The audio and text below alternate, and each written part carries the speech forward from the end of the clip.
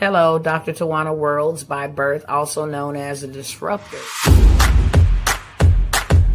Did you know that millions who grew up in poverty also die in poverty? Have you ever heard the saying, what good can come out of the hood? Well, I'm here to disrupt for just a minute. Yes, I was that little girl that grew up in the hood, grew up in the ghetto, single mother, absent father, eating out of the trash can just to survive. But I was also that girl that determined way back then that I was not going to become a product of my past. And now I help others do the same thing. I'm not a victim, I'm a victor. I help men and women from similar backgrounds find value in their own vault and create wealth from within.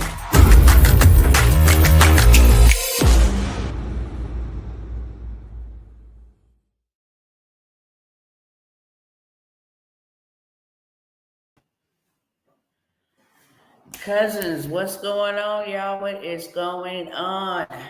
It is your girl, Dr. Worlds. Y'all already know what it is. I'm going to go ahead and get set up over here on Instagram real quick, TikTok real quick, and then I'm going to welcome everybody all in at the same time, okay? All right. What's going on, Sister Georgia? I'm so glad you could make it, beloved. I'm so glad you can make it. And prayerfully, something is said here on today that will give you some hope. What's going on, Sister Jill? Thank you so very much, so very kindly for tapping in and tuning in with us, okay? I am going to, I need to run and get a drink really quick, okay? Give me 30 seconds, and then I'm going to start on TikTok. And I'm also going to start on Instagram, and then we'll get rolling, okay? I'll bring my guests up, and we will get rolling. So give me 30 seconds or less.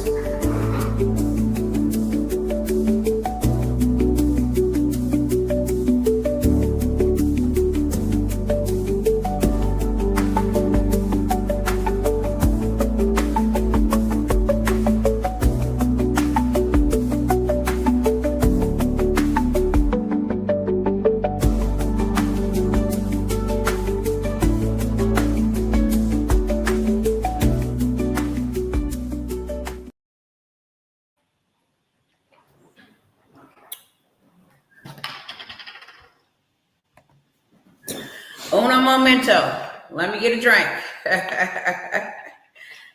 Let me get a drink. All right.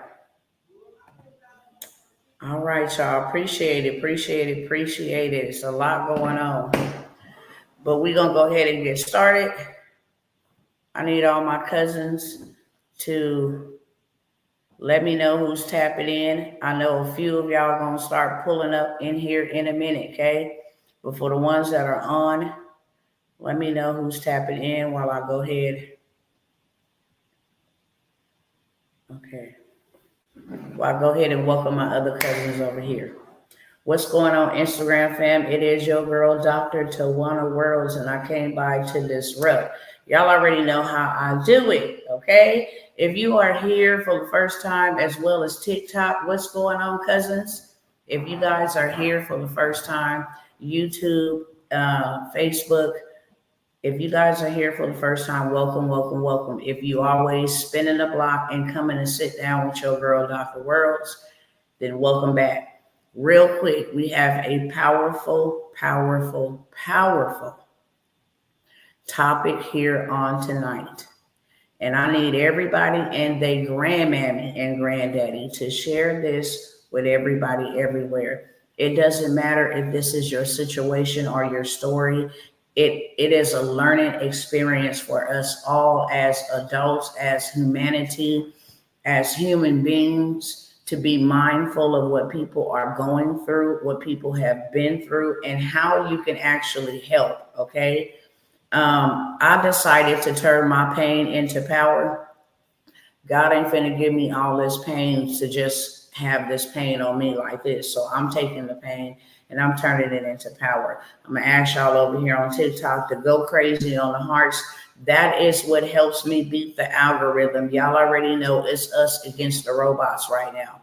It's called artificial intelligence. The only way that they are going to show this on the feeds, or they are going to put it in the For You or on somebody's timeline, is if you share, if you smash the heart button, if you like, if you engage in the comment section. So when y'all come into my house, y'all got to be courteous and respectful, and at least know who you are and where you're tapping in with me from on today. Okay.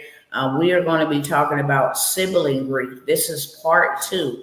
Last week it was the bereaved mother. This week it's going to be the siblings of the deceased, the forgotten ones, because those are the ones who have to hold it all together. Those are the ones who have to, go on. Most people are worried about the parents, but there are siblings that are involved. And each week we're going to have a different topic. We're going to bring on the fathers. We're going to bring on the grandparents. But this week is all about the siblings. They need to be heard, and they definitely do not need to be forgotten.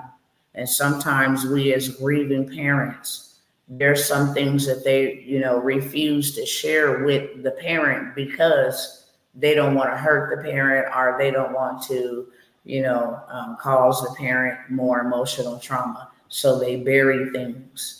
And then they have these smiles on. Our young people are not okay. Do you hear me? They are not okay mentally. And it's easy for even adults, even grown folks, to start posting these young people on social media, making fun of their downfall, making fun of their mishaps, making fun of their bad choices and nobody is really seeing the underlying issue.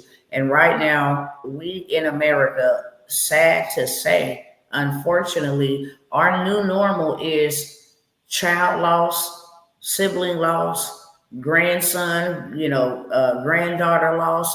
It's our youth that are being attacked.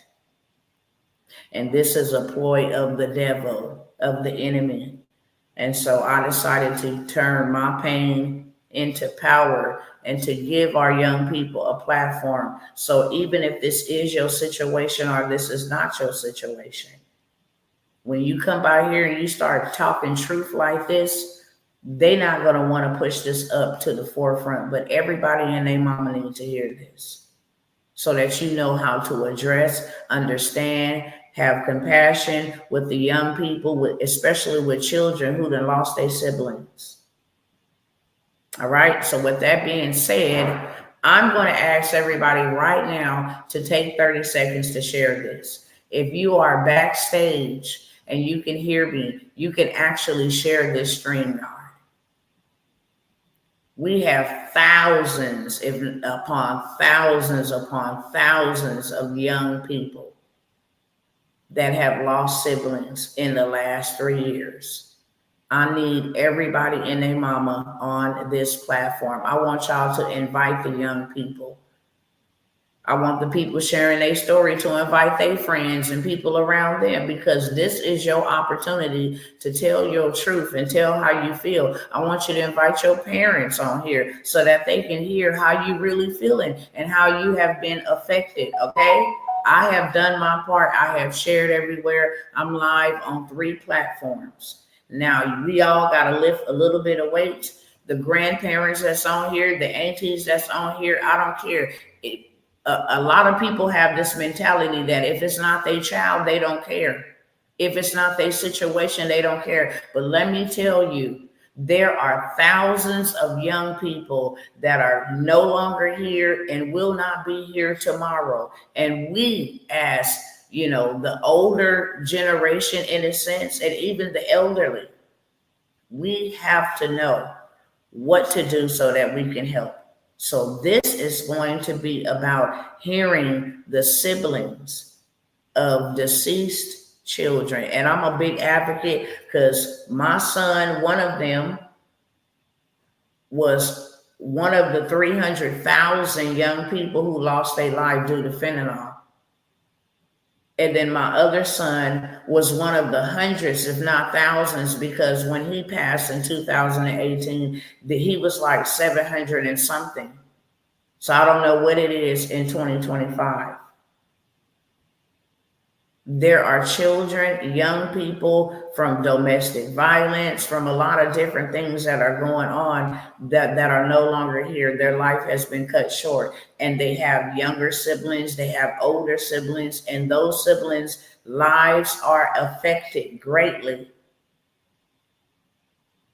And if we don't take the time to listen to them and hear them, we cannot help them. If we don't reach them now, we will not be able to rescue them later.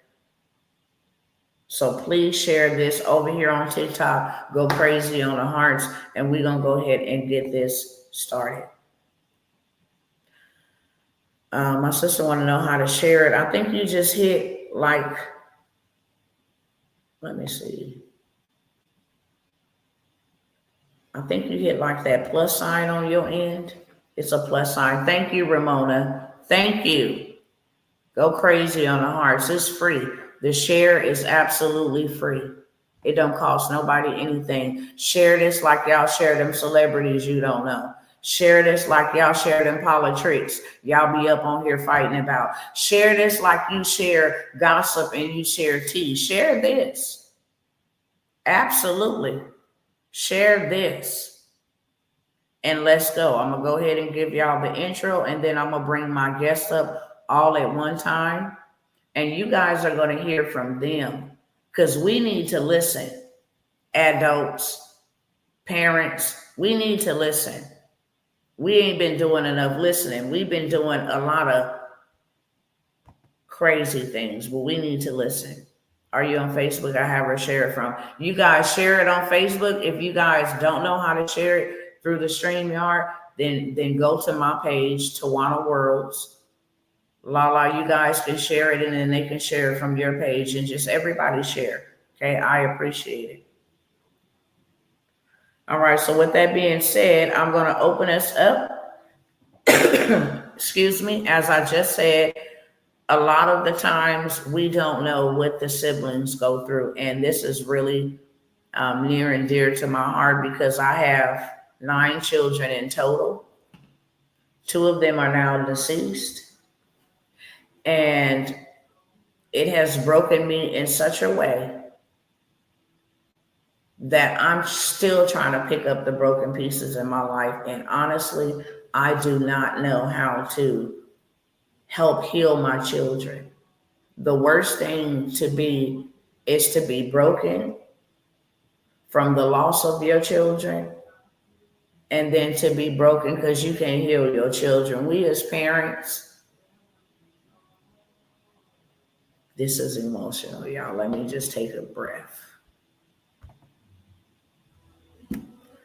We as parents, our job is to protect our children. We vow with our life.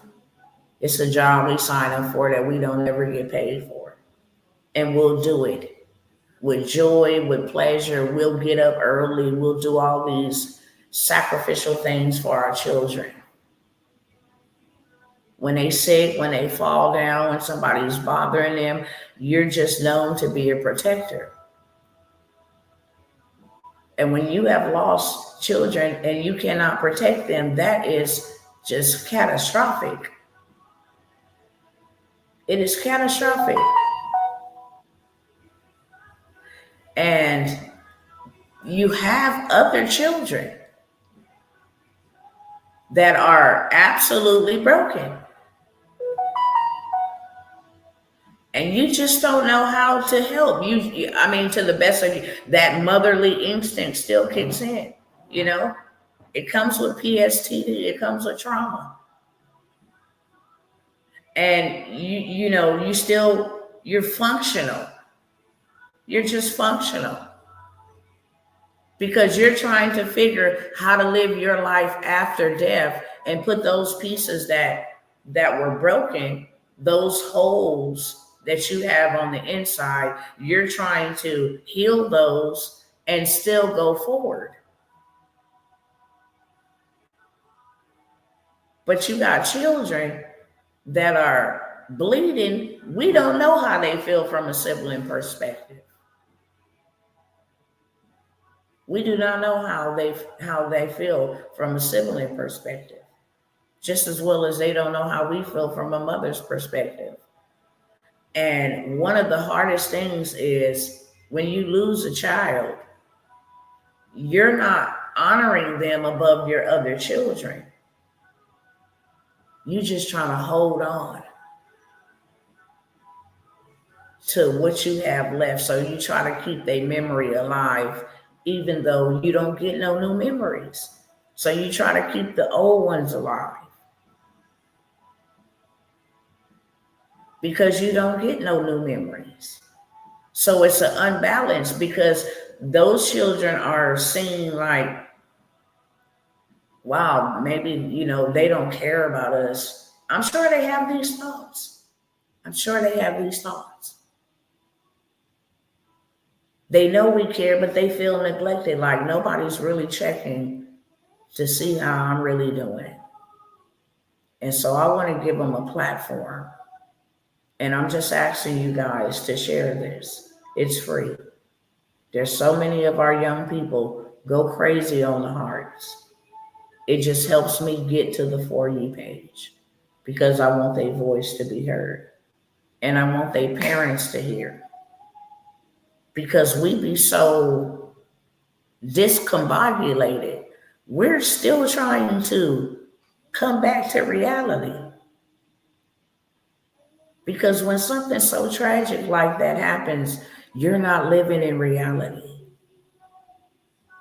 It's a supernatural, super normal type of experience. I cannot describe it. You're here, but you're not here. You can't remember stuff. Feel like you're losing your mind. My video keeps going off and on. It's loading with a black screen. Can you guys hear me clearly or see me clearly over here? Just trying to make sure it's not me. Let me know in the comment section. And you guys let me know if you guys are able to see and hear me clearly, but more so over here, yes, they can. It's not me, babe. So, we're trying to figure this out. And the truth of the matter is, we don't know what to do. We don't come with no instructions. We really don't. We're just trying to figure this out. So we're not neglecting our other children. We just don't even know how to help, for real, for real. We just don't know how to help. We don't even know how to help ourselves, if we could be honest. So I want y'all to hear from them because it does take villages. And that comes with its own guilt in itself. It's your job is to protect your children and you don't know how.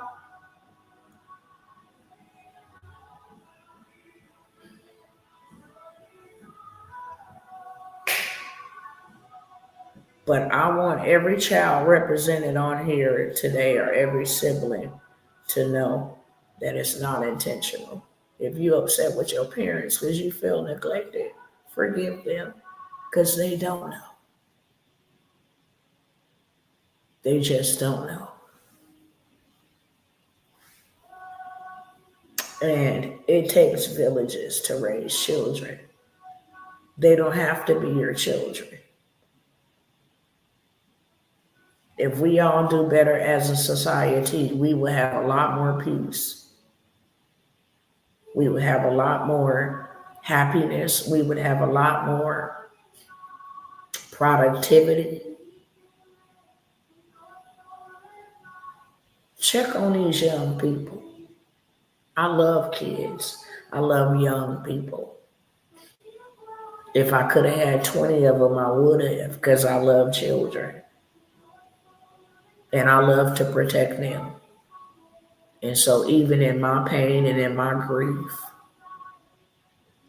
I want their voices to be heard because I know they hurt me. and maybe where the parents don't know how to help.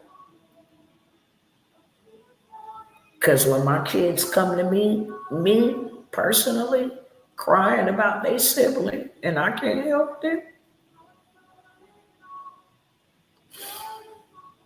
that's painful. That's very painful. So I'm gonna bring my guest up. I'm gonna ask questions, and I'm gonna let them talk. And I just want y'all to listen to them and hear them because we do care and we do want to know how are y'all dealing with this? Because as adults, we ain't dealing with this. This is hard.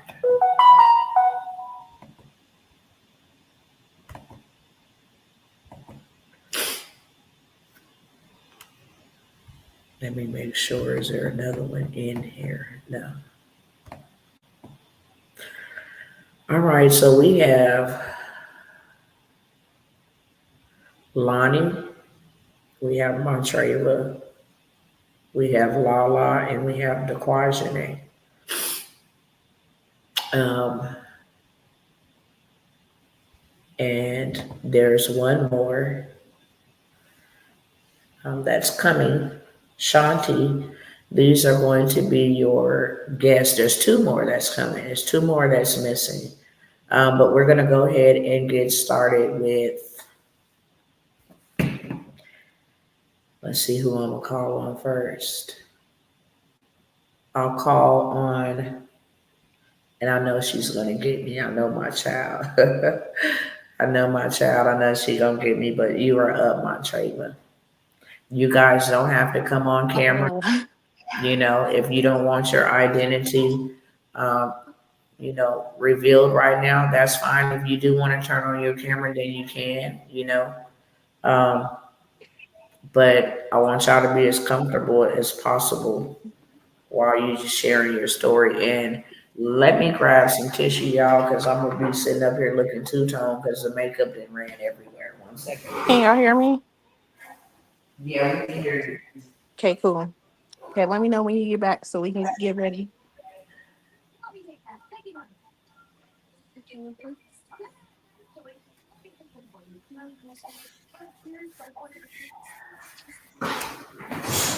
All right, you guys. Okay. Y'all ready? Yeah, we're ready. I'm gonna go ahead and get into the questions.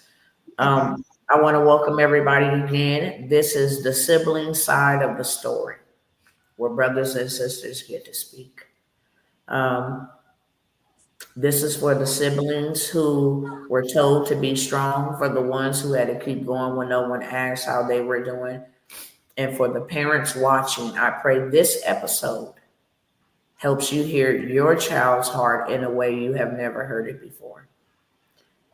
First up, first sibling is going to be Montreva.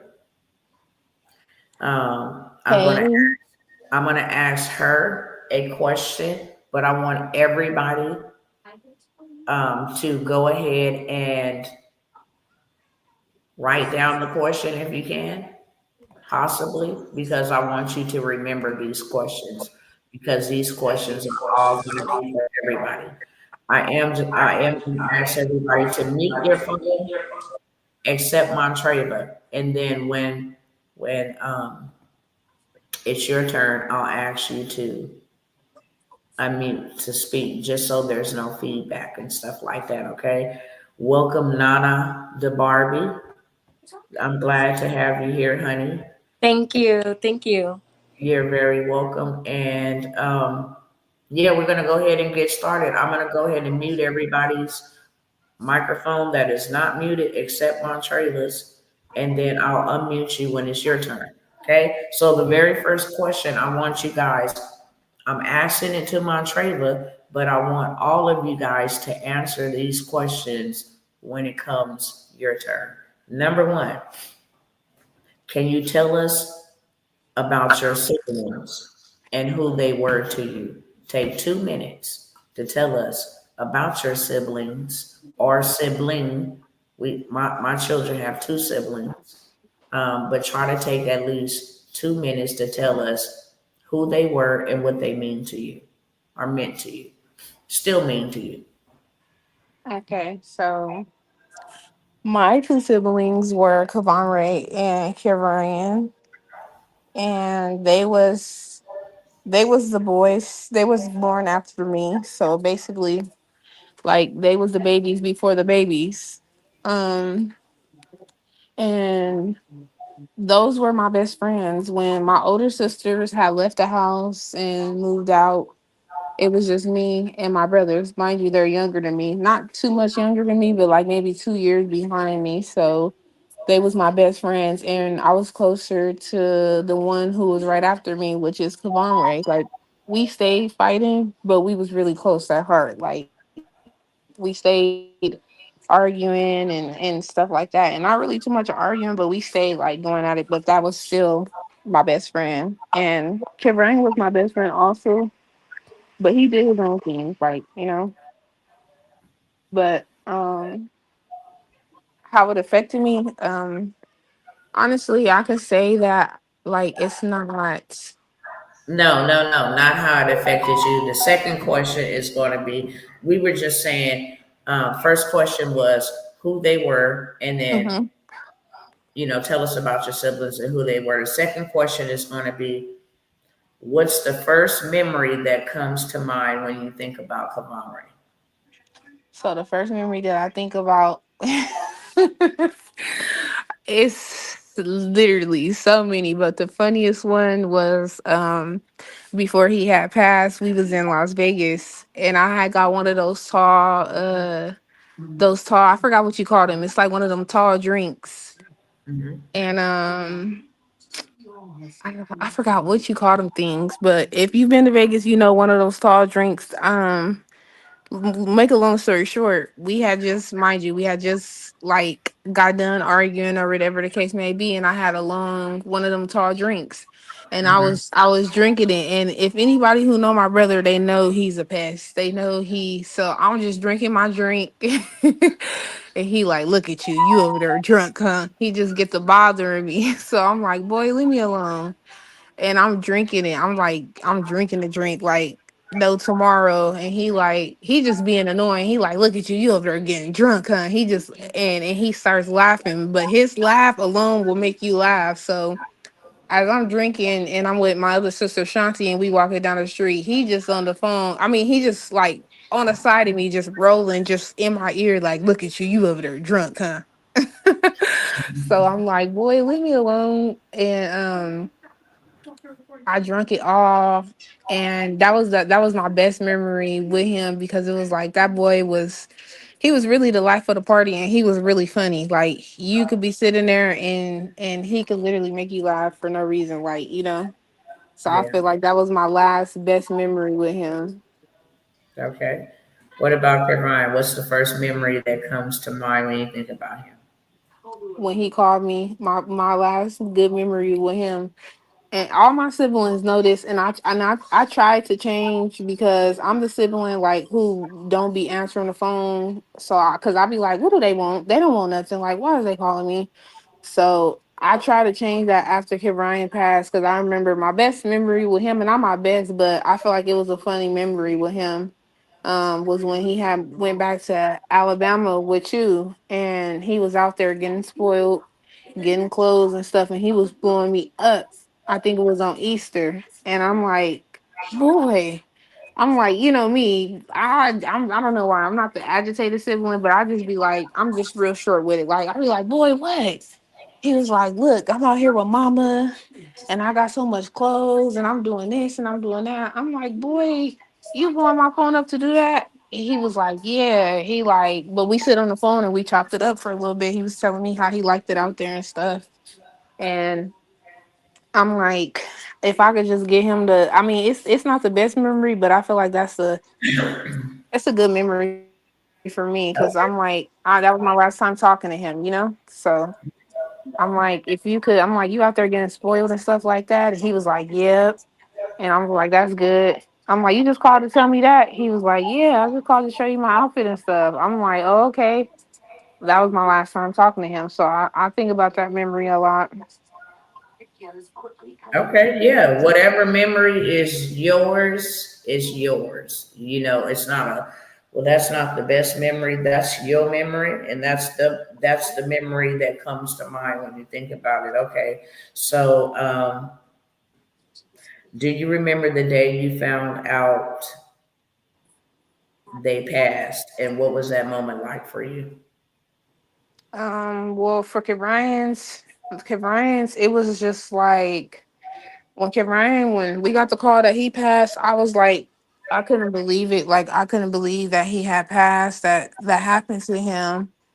And I was just in shock. And I was more so hurt, but I was in shock. Like I couldn't believe it. I thought that y'all was playing. I thought Papa was playing. Not and I was just like in shock. But Ray's death really took the cake for me. Like that one really traumatized me. That one really did a lot for me. Like I just literally had seen him, and not only that, I was the first person to find out something that happened to him. So that one right there really did a lot for me. Okay. Do anybody ask you how you're doing? Um, like after the first few days, weeks, or months, do anybody like literally just say, "How are you doing?" Do anybody No, check in on you like that? no. Besides family, Okay.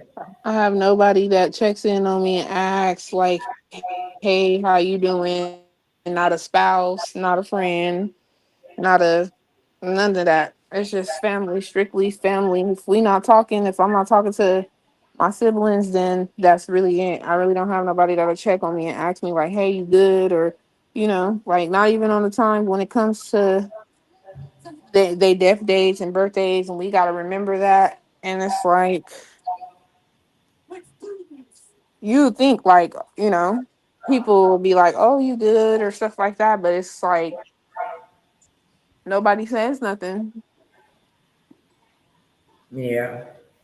How does that affect you mentally, emotionally, or spiritually? How did they deaf and then nobody really checking in on you to make sure you're good? How does this affect you mentally, emotionally, and spiritually? Mentally, it affects me because it's like everybody needs somebody to talk to, and I feel like some days be harder than others. Some days I feel like I'm about to spaz out or crash out because it's just like you just don't know. You constantly trying to wrap your mind around the fact like how did they die, what was going on with them, what you could have did to help them. And emotionally, I feel like I'm numb to it, but I can't show emotion because it's like I done showed so much emotion, like I'm numb to it, but it still hurts, like anything could trigger it, like any little thing could trigger me getting mad or me crying. If I see a picture, if somebody asks me like, "Oh, hey," like people from LA, a lot of people that we went to school with, because a lot of people know that we from LA. So a lot of people from LA hit me up. Like the other day, I just had a person hit me up like, "Hey, how's your brother?" And I'm like, "What?" I'm like, "My brother passed," and he's like, "Oh, I didn't know that, and what happened to him?" But that kind of stuff triggers me because it's like I'm reminded like, okay, they're gone. And I have to sit here and explain, and I have to sit here and talk about it. And I don't have to talk about it, but it's like I'm not gonna be rude and not respond, or not I'm not gonna go into detail of what happened to them, of course, but it's just like I don't like to be asked like, "Oh, hey, what happened to your brother?" How's your brothers? How are you guys? Like it's and then that just brings it back like, okay, they're gone. I have to sit here and be reminded to myself that they're gone. So it's like I don't like that.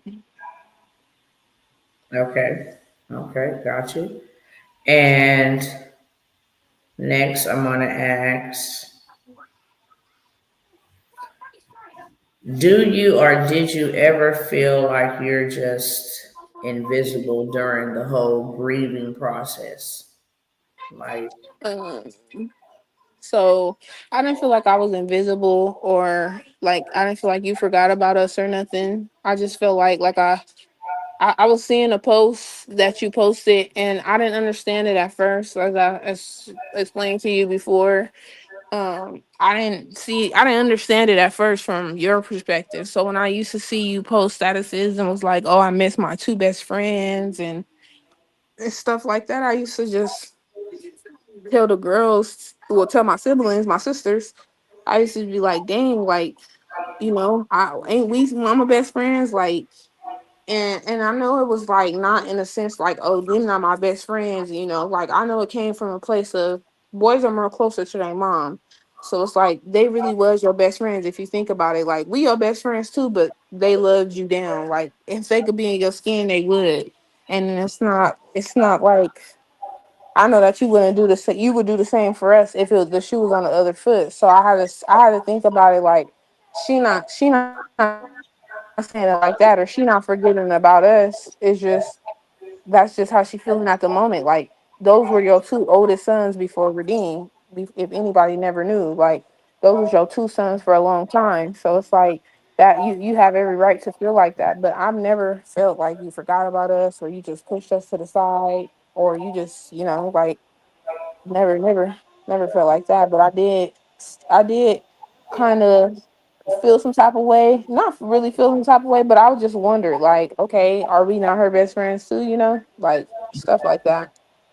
But then I had to self reflect as time went on. And I'm like, this it's not even about us being her best friends, because we really are your best friends. We sit on the phone with you for hours. And it's Right. like even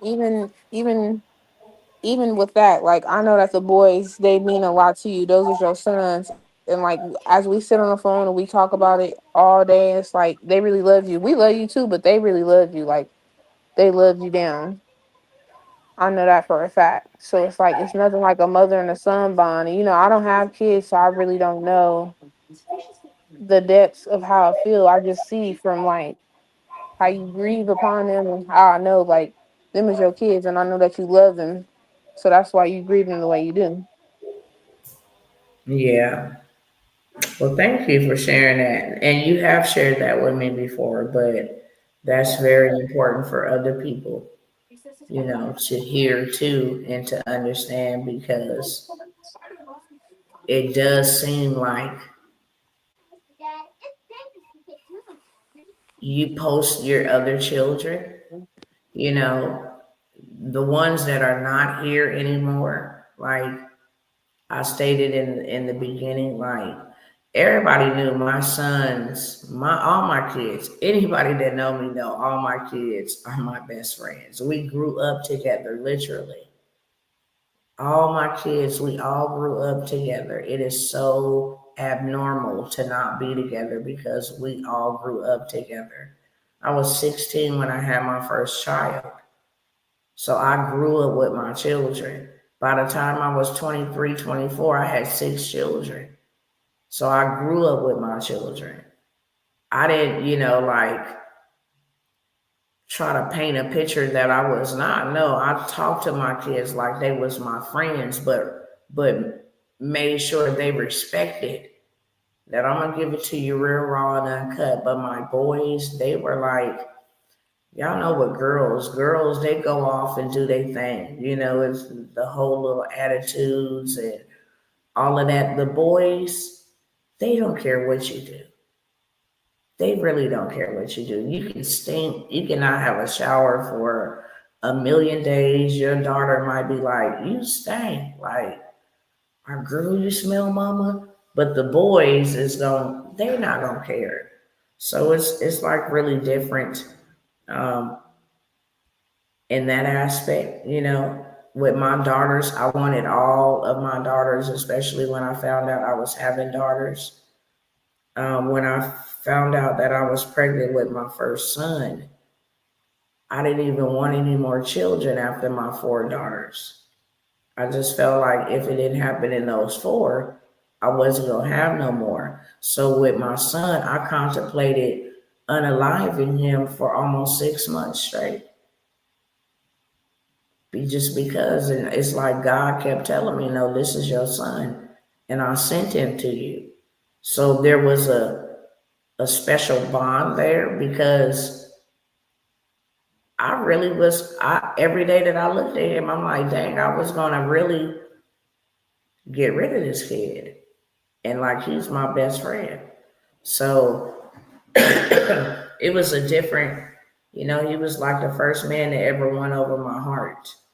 And then with the baby boy, the one under him, me and him both passed away during childbirth. So that's a different, like a type of bonding. Like this kid was at my hip. He didn't have no other choice to be at my hip because he was a preemie. And, he was small. I had to protect him. People trying to speak things over him. I had to protect him with my life. So when I say best friends, that's what I mean in that sense. Like, y'all really my best friends, and I really miss y'all. But all my kids is my best friends, and you know that, girl. My daughters know. I done had to ride on young kids about my kids, like especially my daughters. But I'm glad you shared that, Montreva. Thank you so Yes. very much. The last question for you, and this is going to be everybody else's questions as well. Okay. I may ask some of the others, some different questions outside of this when they come up here as I feel led by the Spirit.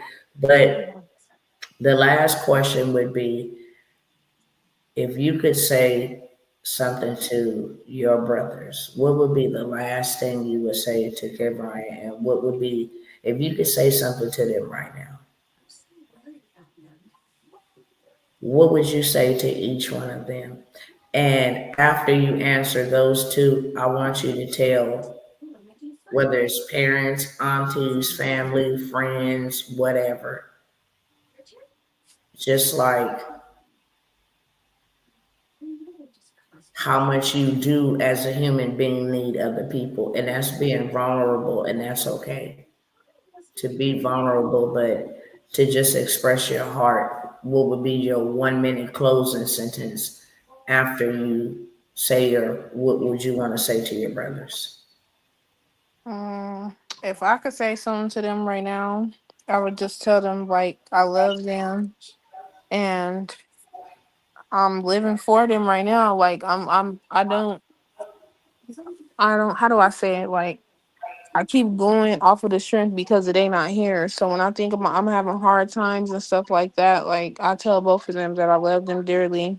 I wish things would be different, but I know God had other plans for us. But I am living for them and I am gonna live up to my purpose and fulfill and be something with myself for them because they did not get to be here. And that's just basically like what I would tell them as far as telling every speaking to everybody else, like everybody do need people, and it's some days, like I say, that's harder than others that you find yourself like you think you're gonna have a good day and then here come a memory or flashback or somebody asking you about about like how what happened to your sibling or something like that, and then it's like a lot of stuff. I'm more of a private person too, so it's like a lot of stuff that I deal with in grief about with my brothers and them. I don't really tell my mom and my sisters now because we all grieve. We all are going through grief, so it's like if I'm grieving, how can I help you? And then when I'm grieving, how can I help you? Because it's like you grieving too. So it's like we all need somebody, and I feel like this right here is a good step to let everybody know, like family and outsiders, like you do have somebody, and you don't have to, you don't have to hold it in. You can always talk to somebody because it's everybody got, your story may be different and everybody's story may not be the same, but we all in the same predicament. We all have lost somebody. So it's like reaching out to people, and I'm even speaking to myself because like I said, I'm more of a private person. I like to deal with my stuff by myself. I feel like I deal with my stuff by myself. That's how I end up getting over it or getting through it. Not getting over it, but getting through it once I deal with it. But some stuff, like I say, it be some days where it be too much and I be feeling like I'm gonna crash out on everybody because it just be a lot. So I would definitely recommend meeting people in this group if you don't know or you're not a family member and you on here like reaching out to one of us because each one of us all of us are all going through the same thing, but one of our story could help somebody else that's going through the same thing that we're going through. Facts. Yeah, I definitely want to give y'all roses and y'all flowers. Y'all give it up for Montreva. That is Montreva. Thank you so very much, Period. Montreva, Y'all know the one, for the being only the one. first one. I know she did not want to be the first one. Sure did it. And I'm like, ooh, look, and you know what? Literally afterwards, but I'm like, my mama shout gonna out call to me y'all. first. Y'all are very honorable. I commend y'all for being able to get up on here and do this and just to, let people know what it is that you want to say and be heard, and also reach out and ask for help. Okay, if y'all have not shared this, go ahead and share. We are just getting started. That was Montreva. The topic today is sibling grief. Okay, the pain nobody really sees. We go after the parents. It's always the attention. How's the mom doing? How's the dad doing? But today, we hear from the siblings. So share this if you haven't shared. It don't take much time at all, and it don't cost you nothing. And if you shared it, share it again. It don't matter. Okay? Nana the Barbie is up next. You're up next, beloved. Thank Hello. you, Jones. Hi. Hi. How are you? I'm doing fine tonight. That's good. That's How are good. you? So I'm doing great. Thank you for asking. Thank you for asking. And thank you for being honorable and courageous to come here, especially for y'all that's from my hometown, Fresno, where there is a lot of loss, a lot of loss. And there's also a lot of pain in the city.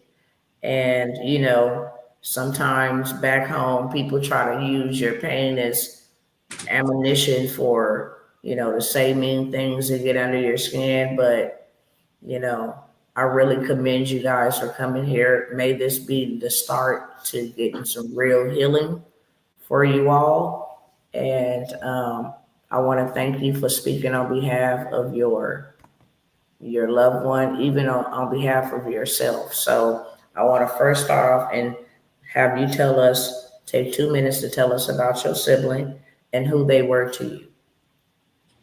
Um, I lost two of my brothers. So recently I just lost my little brother.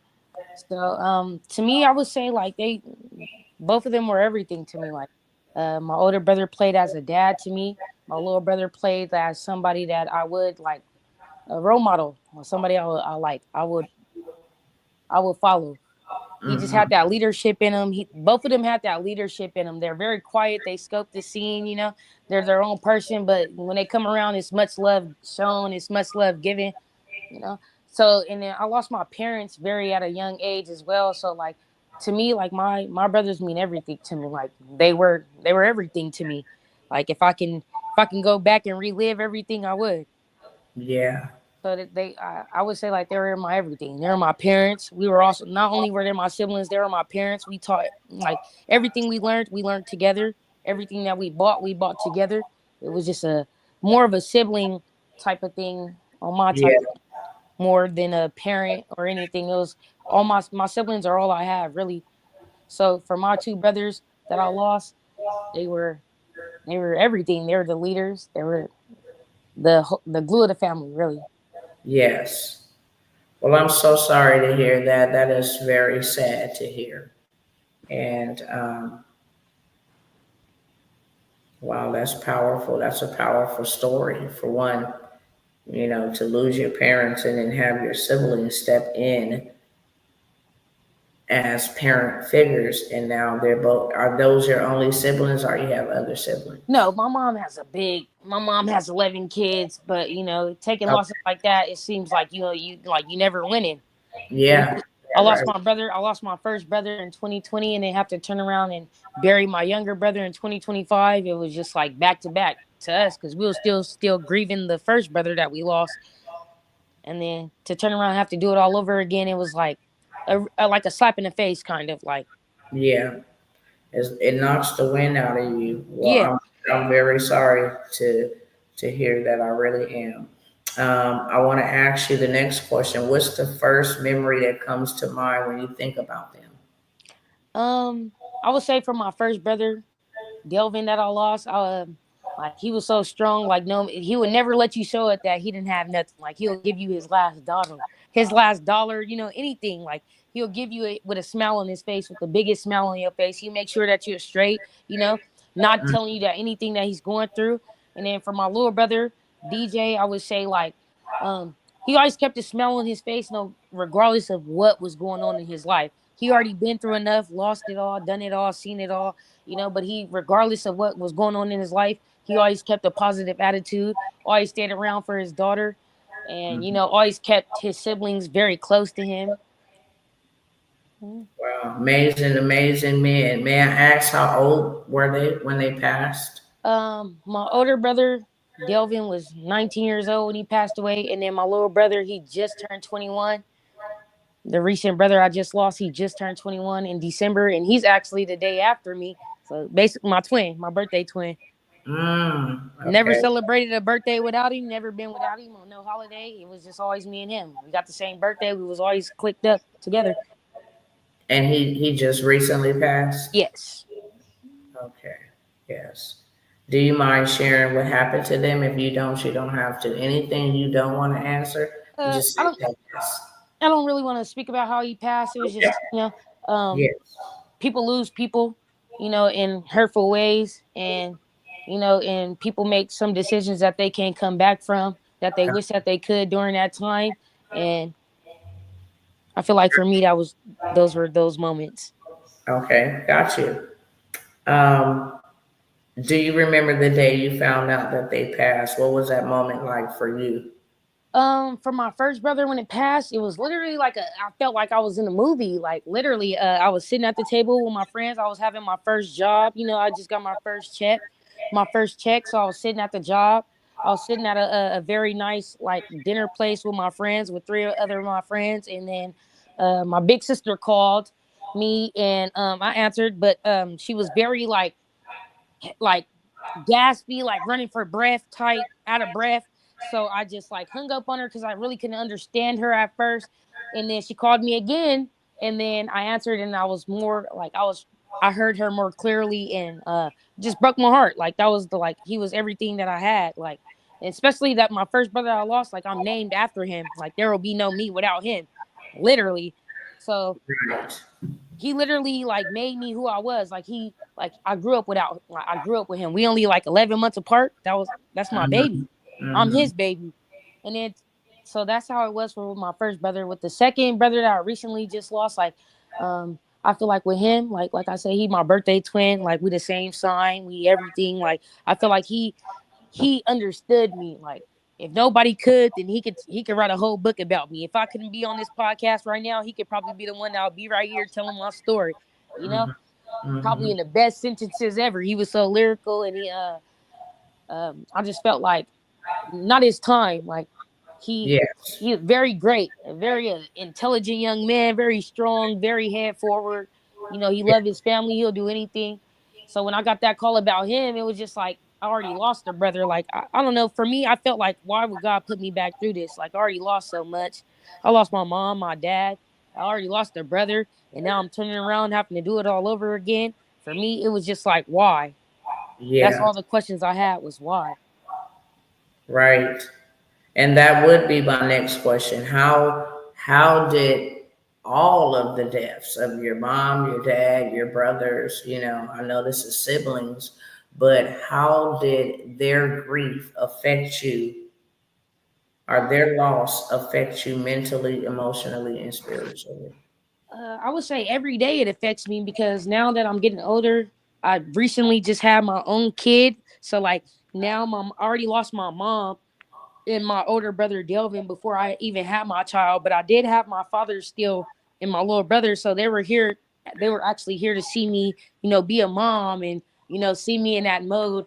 So for what I would say for my mom. And for my brother that I lost before he could see me become a mom is like it affected me because like I just wanted them to see me like in my greatest moments. Like I graduated high school, I went to college, I maybe didn't, fall through with those plans, but I did, Yeah. I tried it out.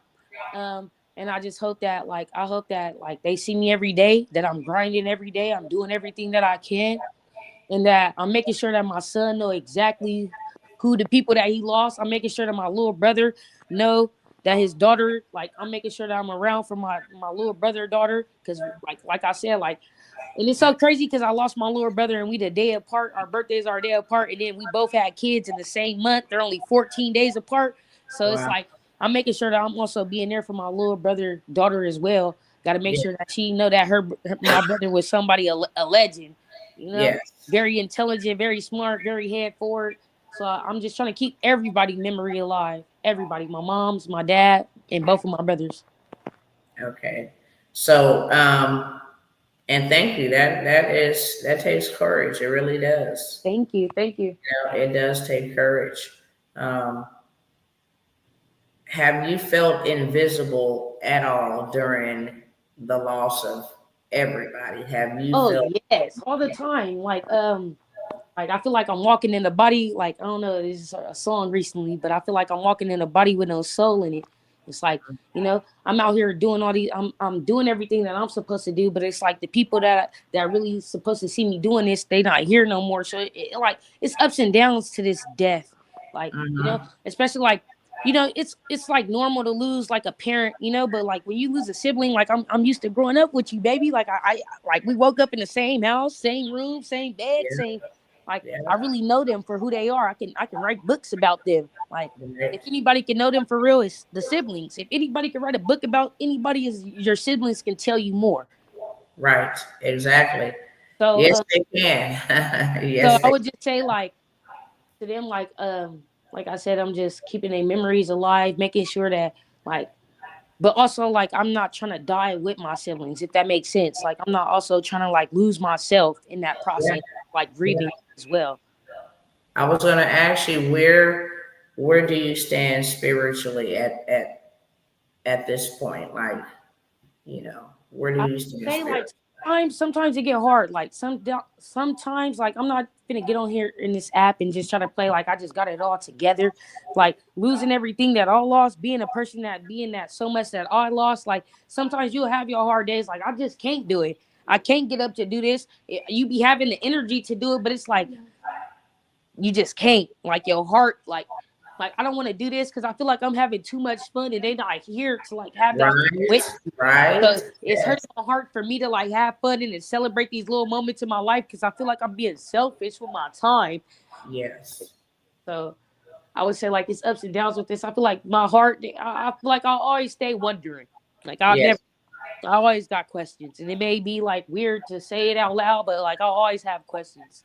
Nothing Right. will never settle with me. Nothing will ever feel right again. Nothing will ever be okay. I'm just, I'm lost. I feel like I said before, like I feel like I'm walking in a body with no soul in it. Yes. Got you. Well, I will definitely be praying for you because I understand. And Thank understand you. the understatement. I overstand. Right? I overstand. And thank you for sharing that. What's one thing you wish, whether it's your siblings, your friends, anybody in the world, people, what's one thing you wish people Um, knew about how you've been feeling? that like it's important to check up on your people after they pass away. It's more than life and just like you know than just death. I feel like some people die with their dead ones. And like when your people die, like a lot of those communications die with them. Not a lot of people check up no more. You don't see a lot of people no more. Check up on your friends that lost people in this life. A lot of people go through things that they'll get on this app and smile for, because I'm usually that person. I'm the happy person. Everybody know me. I'm Nana. I'm happy. I'm up Mhm. there. But to come to this app and be vulnerable, it takes a lot. You may Yeah, get a lot of hateful comments, but you might get a lot of good ones. Just go with your right. head and don't die with your dead ones. That's right. Absolutely. That is so true. All right, if you could talk to your brothers one last time, right now, what would you say to them? I mean, I would say like y'all mean everything to us. I wish y'all can come back here and celebrate these moments with us. I wish y'all was. We over here living life. And I know that y'all down smiling at us and watching us, but I wish y'all was here enjoying these moments, especially for the brother that I recently just lost. I'm with your daughter every day, seeing her smile, and all I see is you, my boy. So I'm like, and then for my son, I'm looking through my son. Like my son be looking for him in the daytime. My brother used to recently stay with me, so my baby, not only am I looking for you, brother, my baby looking for you. I just hope that one day, maybe in the next lifetime, and I'll wait that another lifetime for them, both of them, and my mom and my dad. I'll wait another lifetime. That's it. I'll just wait. I'll wait. They'll come to me. That's right. Y'all clap it up for Nana. Thank you Thank you. so very much. That's such a powerful story.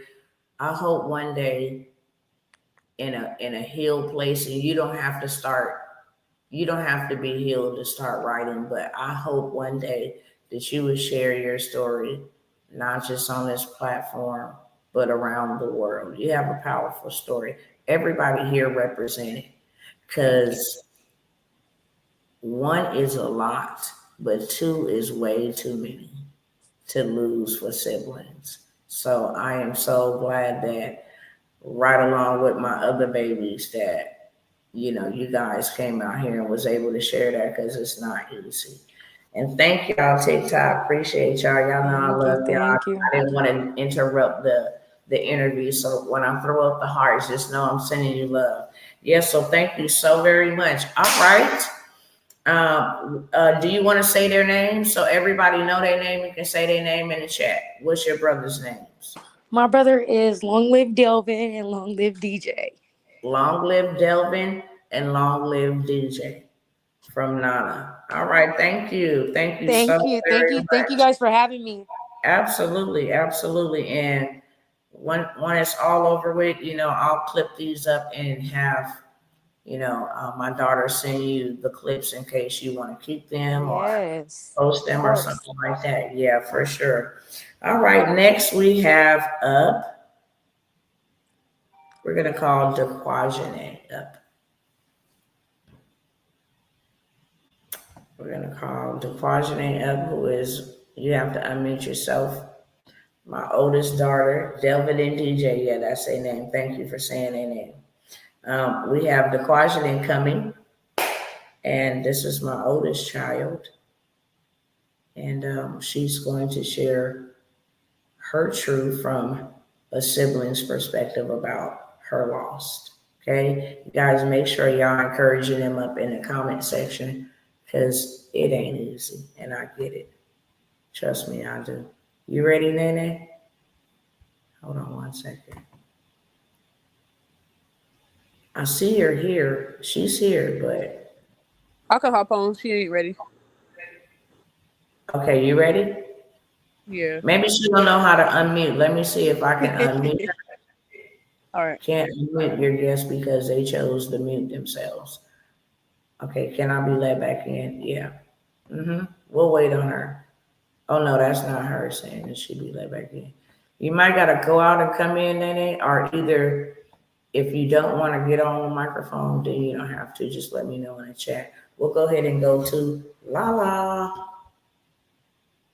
Oh, she says she's ready. 1 second. She says she's ready. 1 second.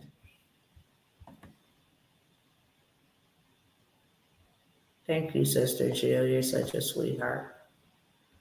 She's gonna come back in so that we can hear her on the camera. And then next, after the Quajane, we're gonna hear from Lonnie or Lanai. I think that's how you Lanai. say it. Lanai, okay. Let me add to the stage, see if she's back in the room. Not yet. We'll get Lala. You wanna go after Lanai? Yeah. Okay. So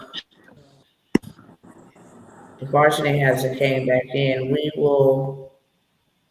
Oh, she has came back in. Hold on, y'all.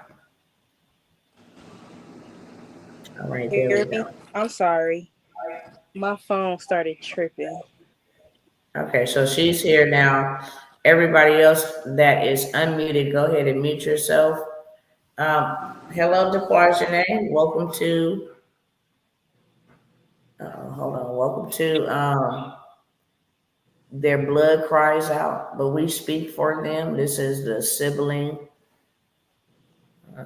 edition where you get to tell your truth about how the loss of your siblings have impacted you, what they meant to you. Were you able to hear some of the questions that I asked the others?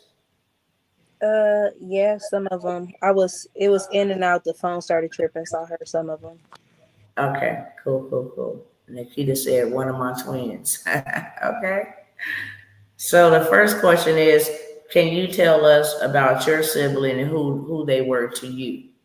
My sibling is Kavan Ray and Kid Ryan. Um, Sorry, y'all. No, you're good. Um, Kid Ryan. That was my little brother. Um, I just felt like my brother is very special.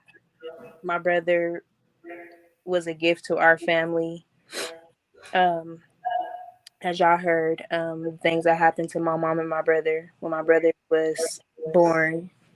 Um, me and Kid Ryan, I feel like me and all my siblings were super close, but um, Excuse me. I really connected with my brother Kavan Ray. That was my baby. Like I got on my mom's nerves when my mom was pregnant with Kavan Ray. I had to be sent to live with my grandmother because of it, but um, I just feel like his spirit still lives on through me. Like I really feel like his death really it bothered me for a lot of reasons. But both of my brothers are very special to me in many different ways. Okay. What's the first memory that comes to mind when you think about them? Well, for Kid Ryan, the last memory was him inboxing me on Facebook like, "Hey, Nene, I'm going to stay with Mama," and I was very happy. You know, just from the situation that he was going through, I was just very happy that he was able to come back with you because I knew that you were going to protect him like you always done with all of us. And I just remember being very happy. Like he called me on video and he showed me a picture of himself, well, himself at the airport, pretty much. And I was just like, dang, like God, thank you that my brother is going back with my mom. Um, I didn't think that was gonna be my last memory of my brother, but it just felt really good to know that he was going back with you. Kavan Ray, um, dang, it's a lot of memories with Kavan Ray. Um, the Cash Apps. I'm sorry, like those are fond memories because like if I really could give my brother just $50 more, I would. Like I really would just give my brother whatever he wanted. Like I remember when he was in jail, he was just like, my birthday coming up. I wanted to take my brother to Miami for his 22nd birthday. What would have been his 22nd birthday. And I just wanted him to enjoy himself. I remember us being on the phone on my birthday and he was supposed to come to LA and he didn't make it.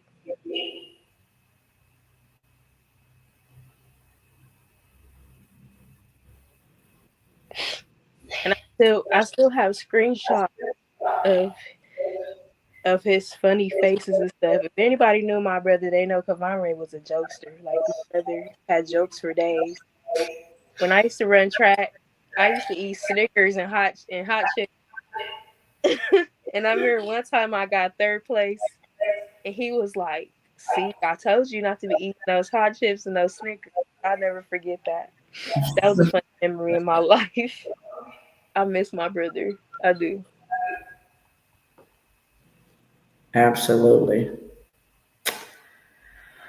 Um,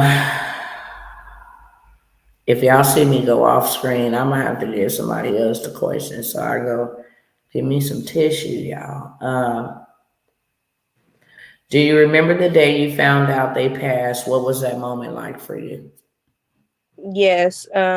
The day Kid Ryan passed, I was in an RV on the land that I was staying on, and my sister Shanti called me. Mind y'all,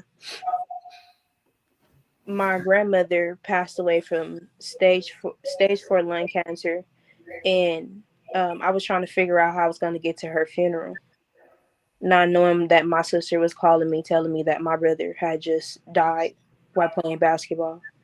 I just remember like punching the RV, and I remember just like walking all the way out in the field. My God, this field got all type of stuff, rats and field mice and coyotes and everything. I didn't care. I just didn't understand how my 15-year-old little brother, who was super special to my family, was just gone like that. Um, Very, very, very devastating. And I really thought I thought my sister was just lying to me. Like, I thought she was just telling the story, but she really wasn't.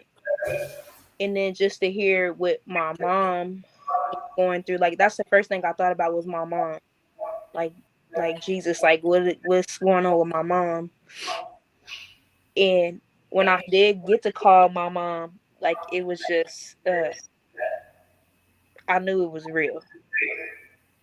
Um, with Pavon Ray, um, my sister Matreva called me at like 10 something. I'm like, dang, Matreva don't never call me. Matreva don't never call me. Like my sister, she don't call nobody. Like not like that, but she just not the type to for real like pick up the phone and call nobody. So when she called me and she was just like, he's gone, and I'm like, who? And she was like, Kavon Ray. And I remember exactly. I went to the middle of the street and I fell the middle of the street while cars were coming. Like I wasn't thinking. And my son's in the car. I have a 7-year-old. At the time, he was 4. My 4-year-old son's in the car looking at me in the middle of the street, about to get hit by cars because I just found out that my brother just passed away from fentanyl. And I kept asking my sister Shanti, I kid you not, I kept saying, hey, is Kavon Ray down there with y'all, with mama? And she was just like, no, not yet. And something in my spirit was just like, it was like tugging on me. And I was just trying to figure out where my brother was because I had just talked to my brother the night he got killed. And I had just shared a picture of him, a picture that I really regret looking at because I'm like, dang, that's my twin. Like, even though my brother looked a certain type of way in the picture, like me and him look alike in so many ways. And I really just didn't understand. Like, I really just didn't understand. I remember putting on How Deeply I Need You by Shekinah Glory and almost crashing into a wall. Like, I just went into a total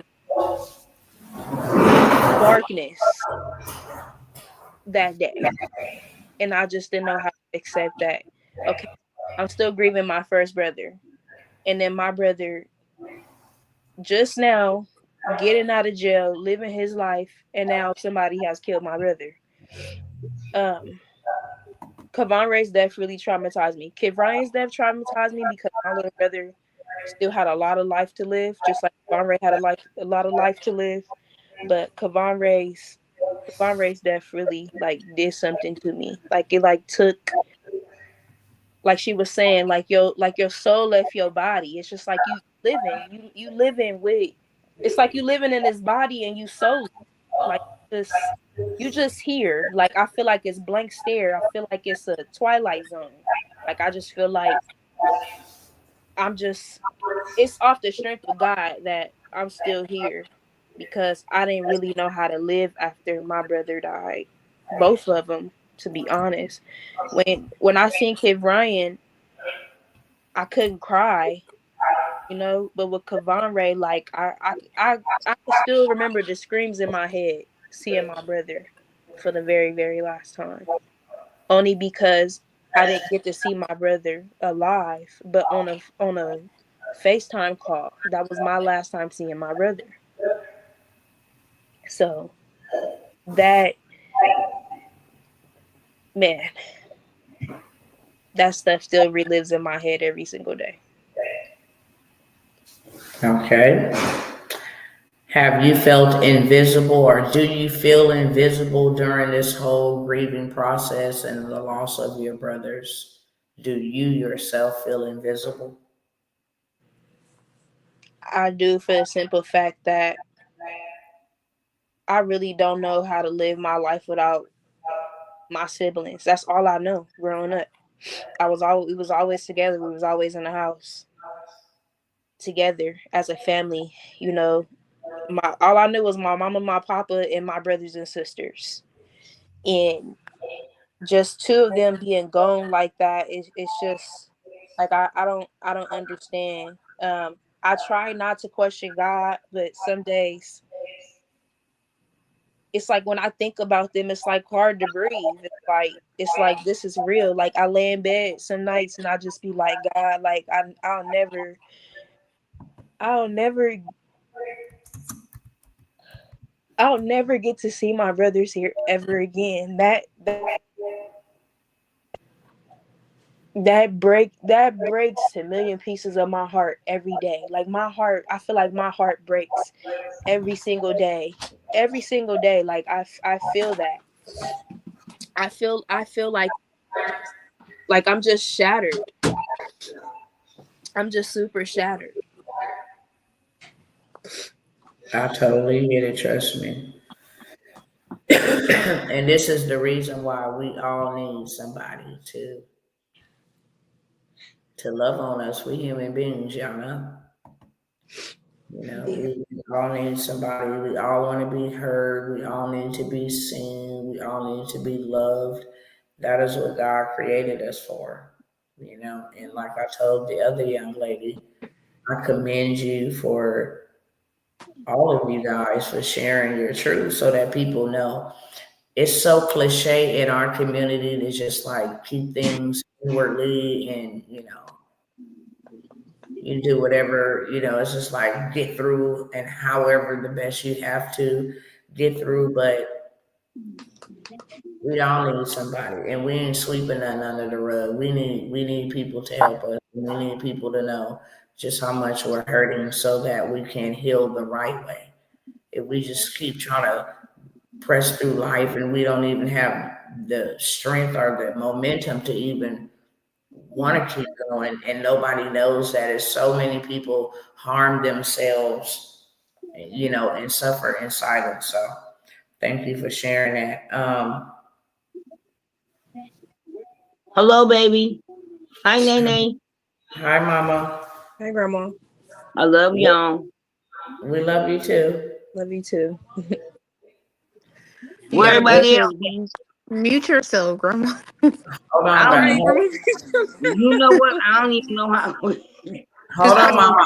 I'll mute you and then I'll let you back. I'll unmute you when you want to say something. Okay. You good? All right, so I'm gonna. What's one thing you wish your parents knew about how you've been feeling?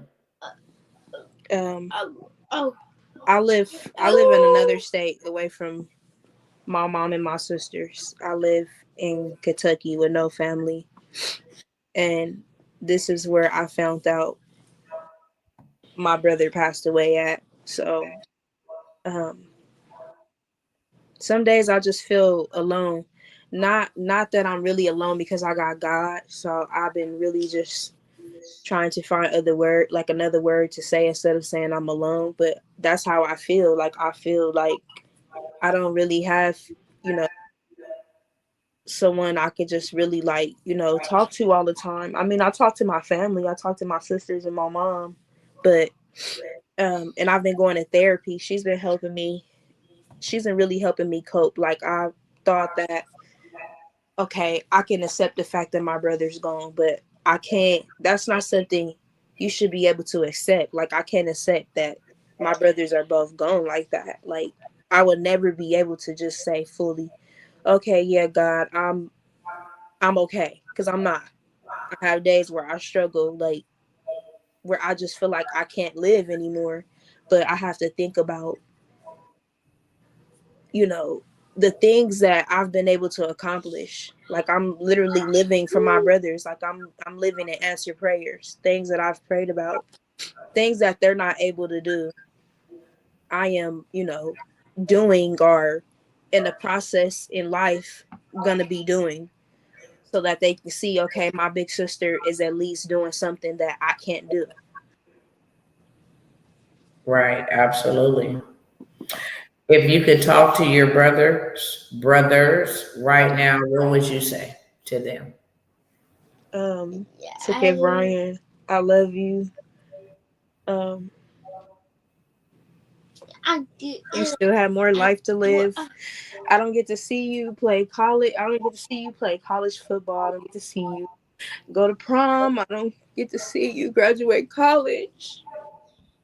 But that I'm living for you and that I'm gonna go and get my degree and make you proud, my nursing degree. I feel like my brothers was the reason for me going back to finish my nursing prereqs to help somebody else out. For Kavan Ray, I love you. Um, I wish you would listen to me.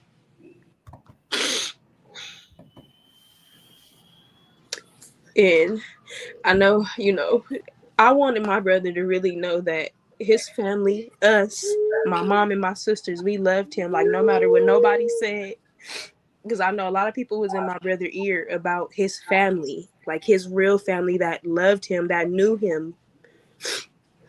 I wanted him to know that we loved him and we just, we could have did everything that he talked about.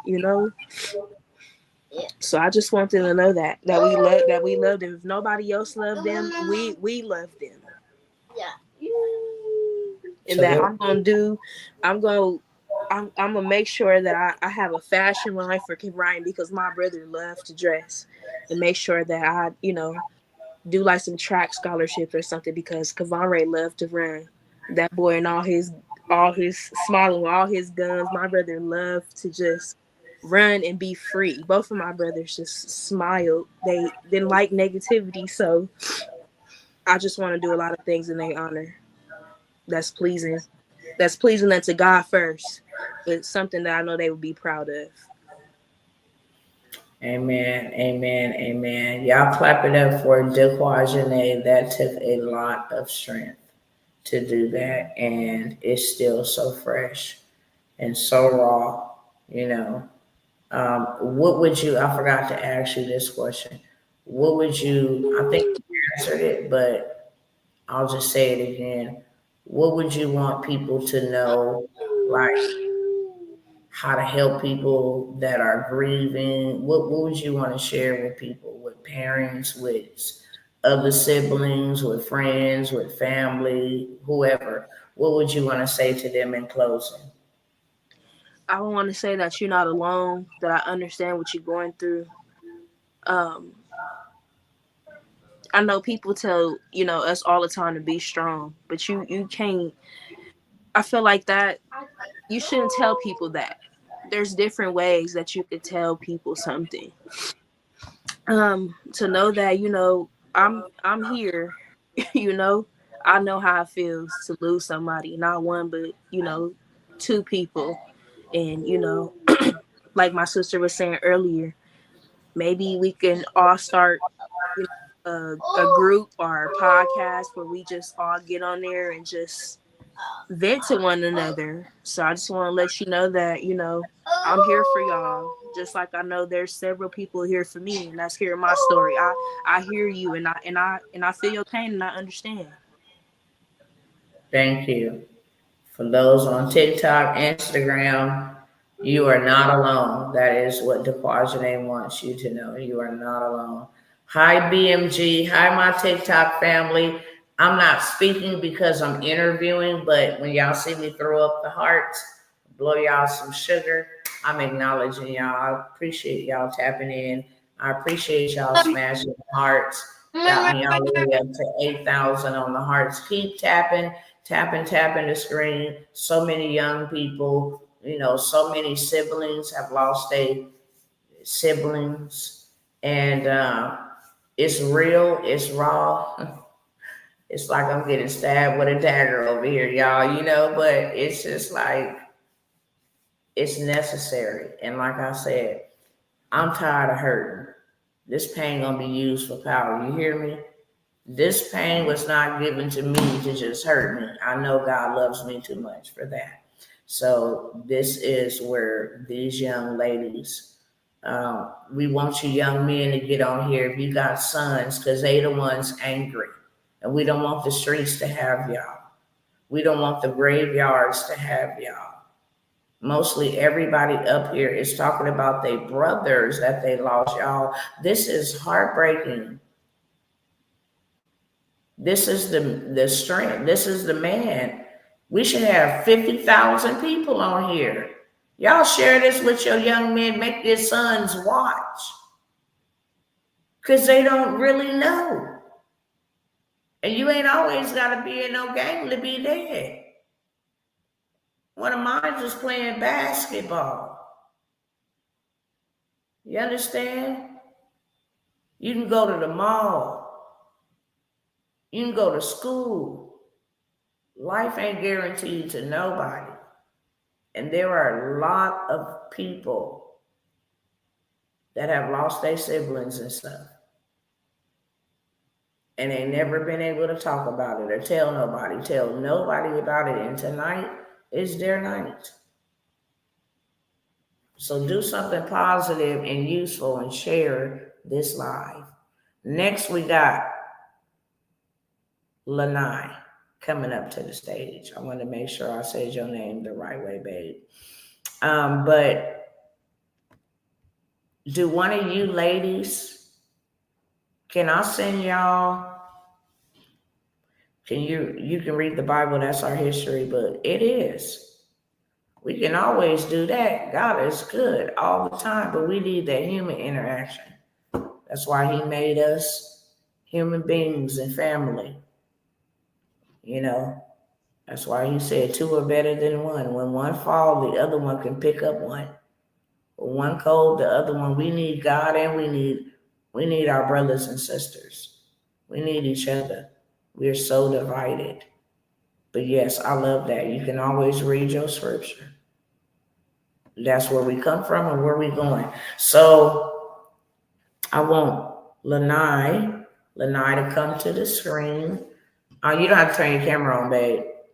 Yeah, I was trying to. I don't think my computer screen is letting me. But hello, how are you? I'm doing good. How about yourself? I'm doing fine. I'm doing okay. You're doing okay.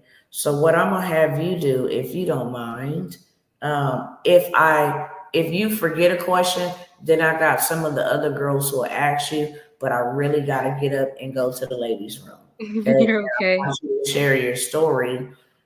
So you can just start off pretty much telling us about who it is that you lost, what he meant to you, how this has affected you, stuff like that. If you want to share what happened to him, then you can. If you don't, then you don't have to. But I just want you to talk from your heart and share your story about your sibling no longer being here and how that has affected you mentally, emotionally. Do you feel invisible? Is there something that you want your mama to know that she don't know? So you have the floor to do that. Okay. When I'll say usually I'm giving everybody pretty much like 10 minutes because we got a full house. But if you need to take your time and cry, we ain't gonna never rush you. We here to take our souls through the laundromat, and that's what we do when we cry. So I'm gonna let them listen in, and then I'll be right back. Okay, so you can get started however you want to, and then if there's a question that she might have didn't answer, and you guys remember, please ask her. Okay. Thank you guys. My name is Lanaya. The sibling that I lost, his name was Marik Shamar Phelps. He was 15 years old, and let me see what the question was. Sorry. Um, I wrote them down. Let me see. About my sibling and who they were. Um, well, he was a force to be reckoned with. My brother was, I guess you could describe him as maybe a big, like, cuddly teddy bear, and that was really in-house for those who really knew him, like, on a family side, maybe not towards his friends. His friends maybe saw a different side of him. Um, but just like the Marik I knew was just he was just a big teddy bear. That was my brother. That was my older brother. Let me see. What was the other part of that question? And first memory that comes to mind about him. The first memory that comes to mind to me about him was a trip we took right before he passed, like literally the month before. It was around tax season and my mom took us to San Diego. We were just going out to visit. There was no particular reason to go. We just went. I feel like that was maybe a sign to her from God just to go, like, "Oh, okay, we're gonna go to San Diego." Maybe the last moments she probably knew that we were gonna have them. So that's something that comes to mind about him to me. Like, I didn't even know. I knew he liked to fish. I mean, I knew that was one of his, things he likes to do, but just to see him out there fishing by himself was really like something to see, a sight to see, I guess. Um, Let me see. Do you guys know the other question? You guys know the other part of the questions? Yes, I got a question, Mm, sis. This is coming from Treva. mm. So, like basically, like how does that make you feel? Like that was like if you knew. Let me rephrase it. If you knew that was gonna be your last time seeing him, like what would you would have done differently? Um, Really, I used to think about this question a lot, like, what would you have done differently? Would you have warned them if I knew it was my last time seeing him? I feel like God works in mysterious ways, and I Mm, feel like if I would have told him a situation like this was going to happen, I feel like that would have just been like messing with God and God's plan. right, So I feel like he probably would have took somebody that maybe I'm not saying he doesn't have high importance to me, but I feel like he probably would have took maybe like my mom or my great grandma or just somebody in that time that wasn't meant to go. And I right, feel like that would have just been like even more distraught to me. Like it just would have tore my world even more upside down. yeah, Yeah, I feel like, God has his plan. It's already set in stone, and I just feel like, you know, I know it's fucked. Oh, no. I know it's messed up. you We you don't. We good, not you gonna do that, good. girl. We yeah, we Not gonna do everybody on here being transparent. So like my mom said, if you gotta, if you cussing or crying, ain't nobody here to Mhm, judge you because this is really coming from how mhm. you feel. So it's like don't be ashamed, sis. Just Yeah. on here, just be yourself. Just be you. Do you, you Yeah, know? I feel like I'm not gonna mess up God's plan. I'm not gonna like do anything to change what He has going on. Um, Throughout this process of like just grieving or whatever, I have felt invisible. I felt like a glass child. Because it's like my mom, she felt really strongly about her son passing. Like it was her. It's like something was taken from her. And I know if something's taken from you, you're gonna be very upset, especially if it's in a in a cruel way, I guess. So everywhere I look around, it's like he's everywhere. She has life-size cutouts of him, pictures everywhere. He's just reminded.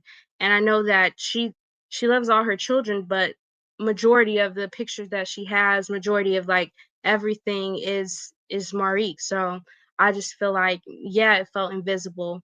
I know that after he passed, there was some situations where she didn't take the right steps, I guess, in my eyes. I feel like she didn't take the right steps. So I was I just felt invisible, and the whole time everybody's worried about what my mom's going through or what the dad's going through, or kind of like in that situation.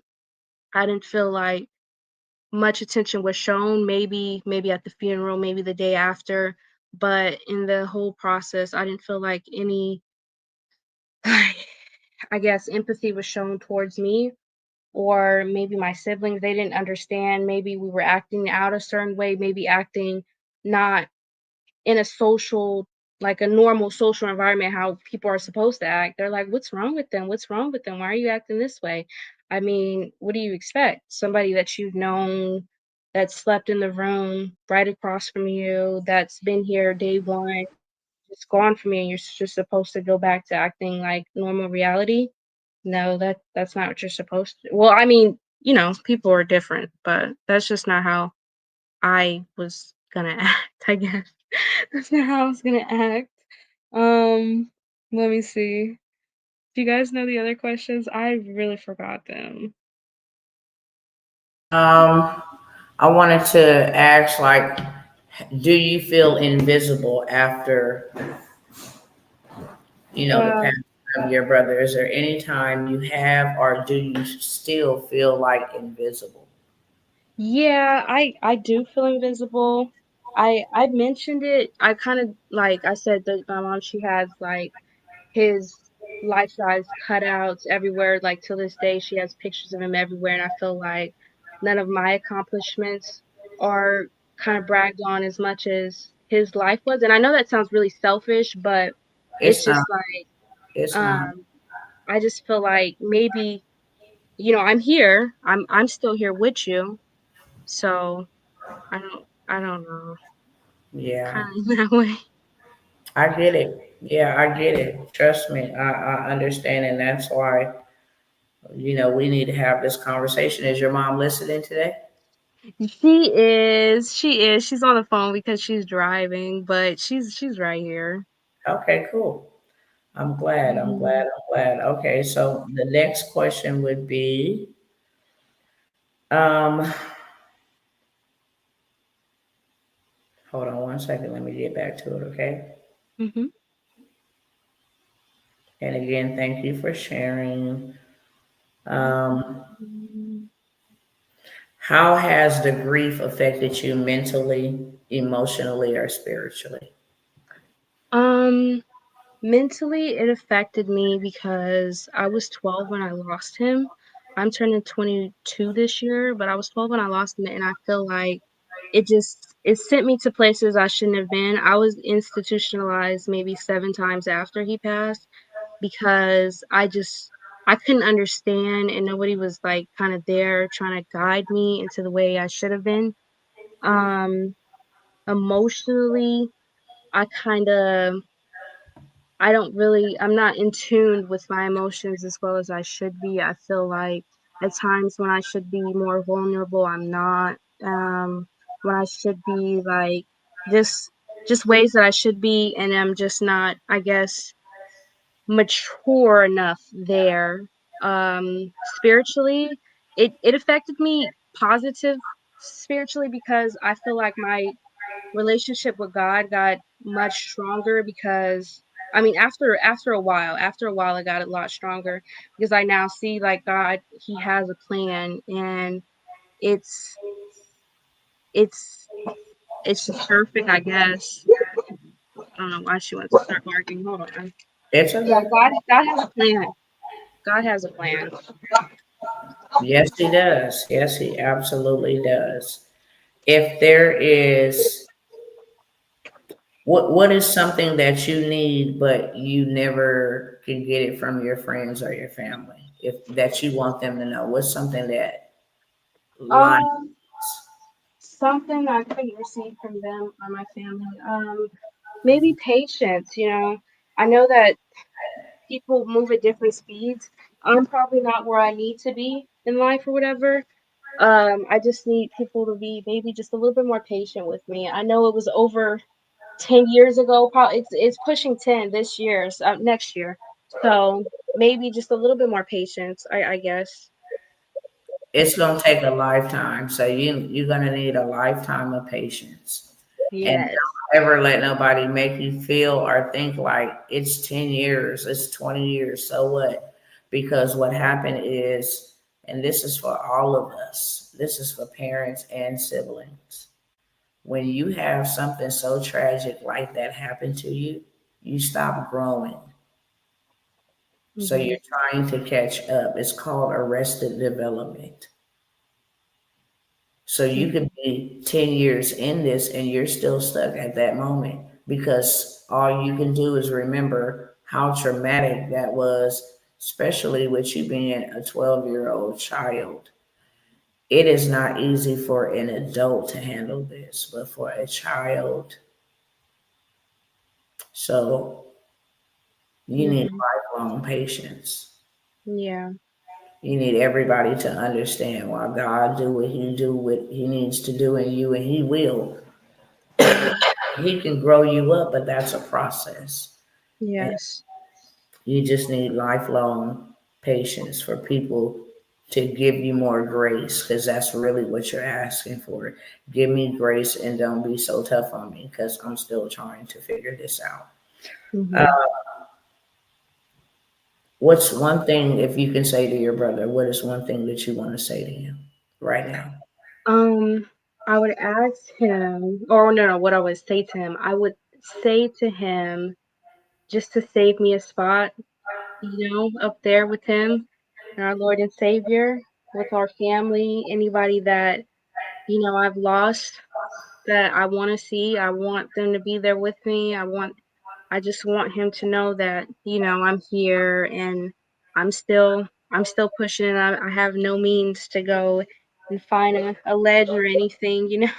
I've moved past that stage, so I just feel like I just want him to know that I'm gonna keep pushing forward. I'm gonna try to do whatever it takes to make him like proud. You know what I mean? I just I want I just want him to know that I love him. And I know that it's not his fault that he went the route he went. There wasn't a lot of people trying to guide him in the right direction. I want him to know that he wasn't alone when he passed. We were there, and I want him to know that people are still they're still here and they're still saying his name. We're trying to keep his spirit alive as long as we're here, and I'm trying to pass it down to the generations to come to let him know that you're gone, but you're not gone. Yeah. You're very mature. I want to say a great big thank you for coming on and sharing that. I do feel led, by God's Spirit to give you this moment with your mom, you know, Hmm. and just let your mom know what's something that you want your mom to know. I want her to know that I don't fault her for the decision she made after his passing.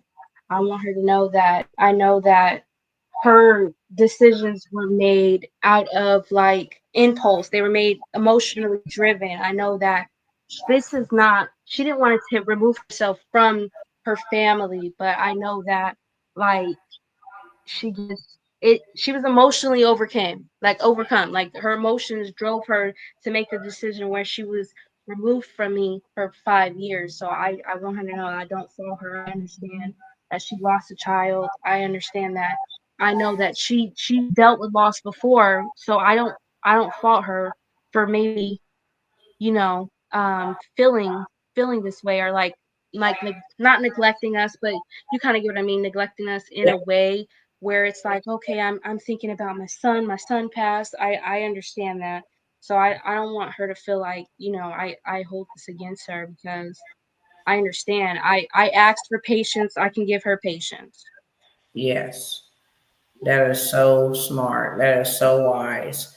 Well, since she's listening, why don't you just tell her right now, like, Mom, I forgive you. And I want to say this because I know your mom. Mm-hmm. Um, for her to lose her mom, I'm very, very sure. I know that one day that will be my fate, but I don't even know how. Mm-hmm. I just don't have no words to say. So my heart goes out to her because I do know that she lost her mom. And then Was Shamar her firstborn? He was her firstborn, correct? Second born son. Secondborn, okay. And then to lose a child, and I definitely know that none of those things that she possibly whatever transpired because I don't know it all. But I do know I would like to say on her behalf, and I'm sure she could say it out of her own mouth, that it's never intentional. It is never intentional.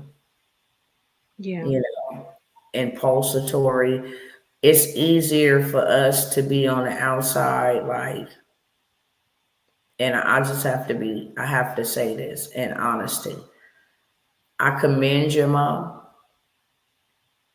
I don't commend the actions that she took after this, but I commend her. You feel what I'm saying? Because my boys were taken by a system, and that's Mm-hmm. another different type of pain to never get justice or any of that, from them. But Mm-hmm. only God knows if somebody would have ever, if something like what would transpire with your brother. Mm-hmm. If I couldn't walk in her shoes, you understand? I could not walk in her shoes.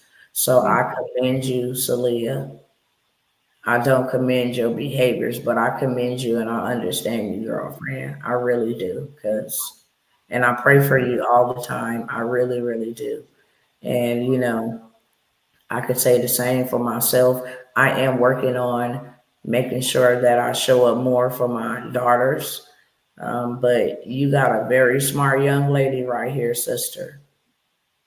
I know there's a missing piece on the inside of you with your baby that ain't gonna never leave. And we do be trying to hold on because that is all we have. We are so devastated and shocked that this is our reality. But um, I haven't seen your little sister in a very long time, but just hearing you speak, you Mm-hmm. know, this evening, your mom has a very intelligent young woman, and I see, God doing great things for you. But I do want to give you the moment to just talk to your mama for a second and let her know how Mm-hmm. you feel. Yeah. Um, she texted me saying thank you. Yeah. Um, I mean, I could tell her, but let me see. Hold on. Let me let me get her. Let me get her. Let me get her. Should I She, say? yeah, she just needs to hear from you. Let her hear from your heart. Let her hear from your heart, not when the emotions are high or maybe, because girls, we clash. That's young ladies, we're just too much estrogen or something. I don't know what it is, but Yeah. it's a moment where you're not, you know, you're in a good mood and you just want to talk to her from your heart. Well, I'm gonna tell her. Okay, mom, you're on the podcast. They can hear you. Say hello. What? Hi, Tawana. How you doing? Hey, girlfriend, I'm doing good. How about yourself? I'm hanging in there. I'm doing a lot better than I was probably the last time you talked to me. Okay, well, you was doing good. Every day is good. Every day, every single day is good. Mom, I'm gonna tell you how I feel. I feel like I said it before. I don't know you heard me, but I just feel like I I now understand why you made the actions you made when Shamar passed. If you didn't like, there was your attention was on something else. I understand now that it was emotionally driven and not purpose. It was not on purpose that you were like kind of not neglect. I can't find the word for it. Not neglecting, but it was just your priorities were on something else, and I understand that now it wasn't on purpose that you were like, kind of ignoring your other three. Oh, okay. I didn't realize you probably felt like I was ignoring y'all. I'm sorry. Not ignoring mom, but like Just not thinking about. Yeah, I know what you mean, though. yeah, Yeah. in that way, kind of. Okay, y'all have been talking about that. I'm happy you probably see that now that I probably wasn't like just forgot about y'all. Yeah. Yeah, 'cause I was driven by emotion. Hmm. Well, it's not. I'm not faulting you for that. That's what I'm telling you. Okay, thank you. You're welcome. You're welcome, girl. All right. Ciao. You're going back on mute. Mm-hmm. Thank you for this group too. Yes. Yes, ma'am. All right. Ciao. You Okay. welcome. Tell her she welcome. She welcome. Yeah, she was Very about to get welcome. started. Yeah, next time I would love to have her come on if she's up to it. Tell her. Mm-hmm. Yeah, she's always welcome to come on. This is very therapeutic, Mm-hmm. as well as you get to share your truth, and that's what's really important here, that you get to be heard. Mm-hmm. A lot of times you people are misunderstood. They don't know why you don't speak to nobody. They don't know why you're introverted. They don't know why you don't like to hang around. They don't know why certain things agitate you. And so this is a place in a space where they can actually come and say, well, I know how to treat this person. I've heard this person's story. I know, what she's dealing with or what they've gone through. So I commend you. I want to say thank you for coming up, Mm-hmm. praying Thank for your you. family, praying for your mom, always and forever. And you're always welcome back here. The Thank you girls so will have a much. group where you guys all can get together and yeah, we can do a lot of things that will help heal. Take vacations, have, moments where, we're there for each other, uplifting moments to celebrate. If you have an accomplishment, then you're able to be cheered on and supported. So make sure, you get that information from the girls. Thank you so much. And likewise, I'm praying for all of you guys as well. Thank you. Yes, ma'am. Thank you so very much. I'll give it up for Lanai in the comment section on the hearts. Y'all go off. Let her know we appreciate her. Next, we have Lala. We have Lala. Her name is Lamriana, but we have Lala coming to the stage. And then we're going to have Shanti come up last, and then we're going to close it out with that, okay? So we're right at about 2 hours, and we ain't going to take too much time, but we definitely appreciate y'all rocking with us. This is therapeutic. If it took all night, I wouldn't care, honestly, but we do have Lala's getting ready to come up, and then we have Shanti, and then we'll be closing out, okay?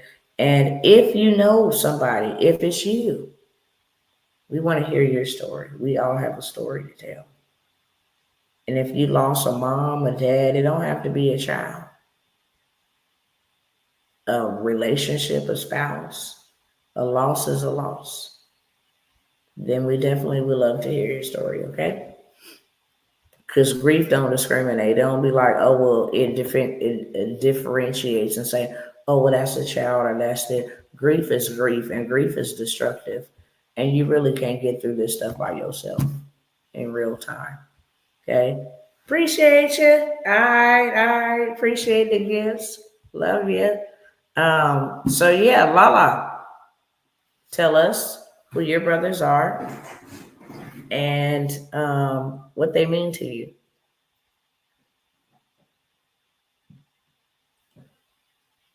Ooh la la la. We can hear you. I have lost I have lost lots of great friends and family. I remember your sister Jill. So yeah, I remember your best friend or your sister friend, your sister girlfriend. You definitely can get on and share. Grief is grief, and we would love to hear. Um,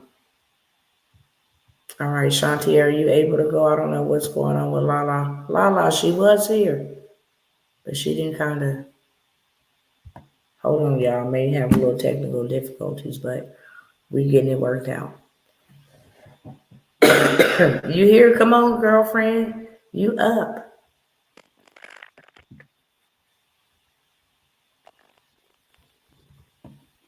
She says she here, but I don't see her. I see my Treva. She on your phone, Treva? Oh, she got to join back. Okay, Shanti, are you ready? I'm back. Okay, hold on. We getting it together, y'all. All right. Can you hear me? Hello, La. We can hear you. I don't know if Okay. you got your fan circulated, but we can hear that too a little bit. But you good Okay. now. Yeah, I do. Okay. We need all voice cancellation. Well, hello, child. Anyway, okay, what's the question? The first question is, who are your siblings, and who were they to you? Who are you Okay, so standing? Von Ray, that was my brother, and Kid Ryan, that was my brother, and where we stand, as everybody may know, them was my dogs. Them was my bros. Okay, both of them was they were. All right. And what's the first memory that comes to your mind when you think about your brothers? I got a lot. Kavon Ray, um, we just used to joke a lot. Um, my first memory is when he had first finally got back out. We had met up at a hotel. He wanted me to take him around Timbuktu to show him Dallas and beg me, but I had other things going on. But I ended up taking him to take him on a ride, and then kept Ryan.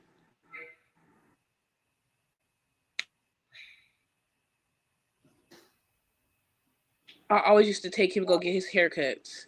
He used to like get his when I so he used to like fashion clothes. He used to steal my clothes. Mm-hmm. Right. Um, I'm not even gonna ask you were y'all close because you just said y'all my dog.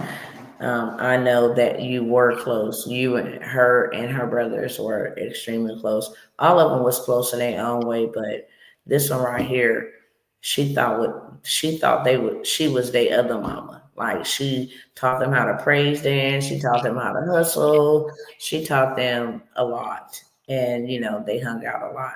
They were like more so like real best friends. Um, when the boys got on the other girl's nerves, it's like they went and clung to her. She acted like she was the mama, even though she wasn't that much older. So they were very close. I will get into the next set of questions, which is the moment everything changed. Do you remember the day you found out they passed, and what was that like for you? Yeah. So when I found out Kev Ryan passed, I was in jail, and my mama told me to have somebody come sit. Well, I was calling her, letting her know, like, okay, I only got like 2 or 3 more hours before they just drop my charges. I'm finna get out. And before I can even explain that, she was just like, I gotta tell you something. I'm like, what? But I'm still trying to run on. I'm about to get out. Like, ain't nothing more important than that. And she was like, no, I need to tell you something. You got anybody in there around you?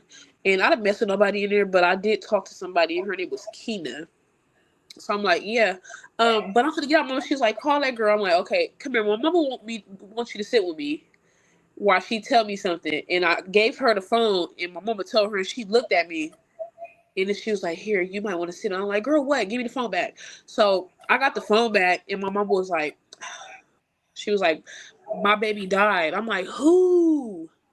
And then she told me, and I was just like, Jesus. I had one of those 72-hour lockdown, but I only had like an hour or two left to get out, and I was just myself crying, and they had to put me in a safety cell by myself because I was just losing it.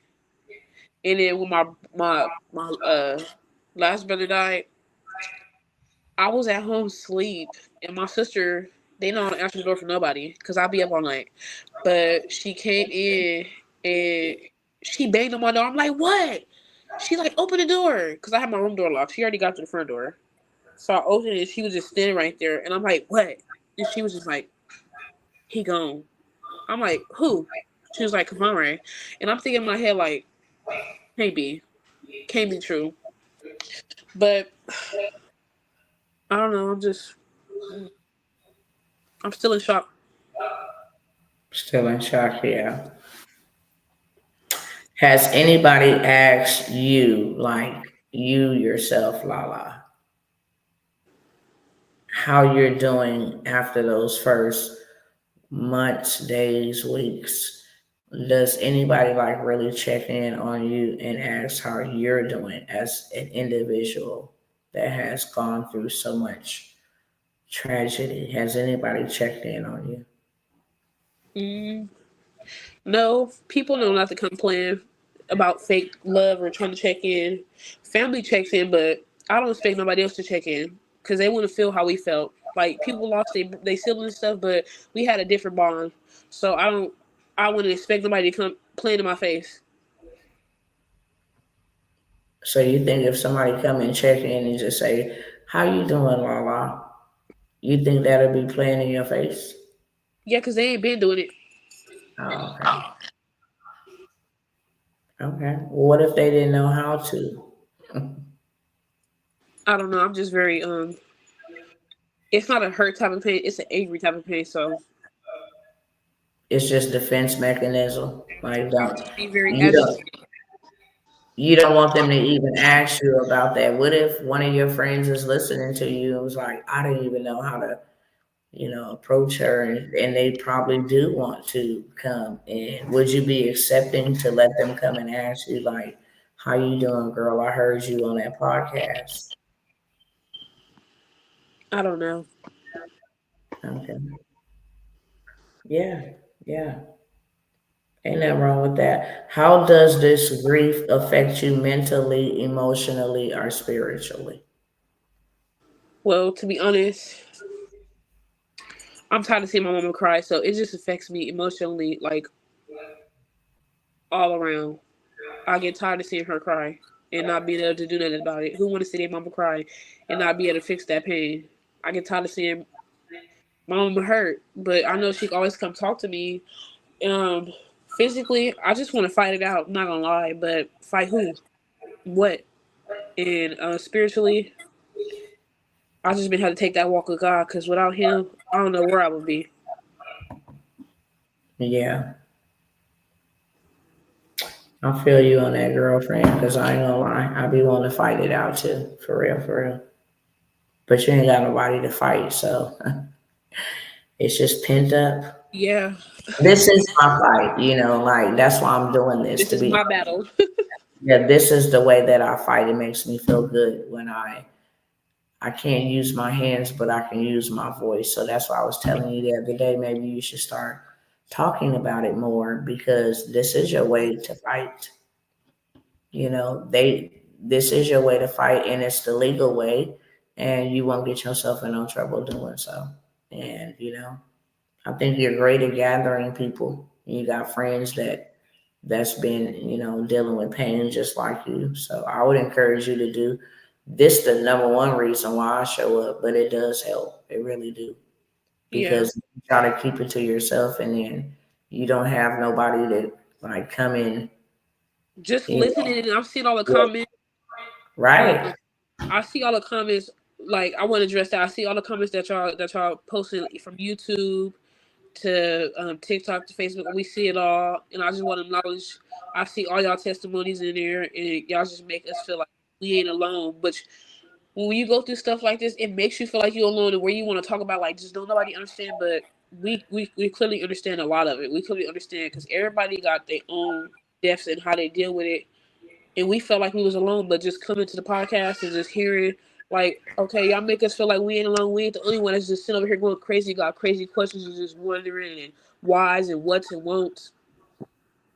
That's good, babe. That's good. This question said, and I didn't ask any of y'all this, I hope I don't ever make y'all feel like this. I really don't because I'm gonna answer to you, but I really hope that I don't make y'all feel like this. Do anyone expect you to stay strong for your parents? Do people be like, you gotta stay strong for your parents? Yeah, a lot of my a couple of people that I know was like, your mama's a strong lady.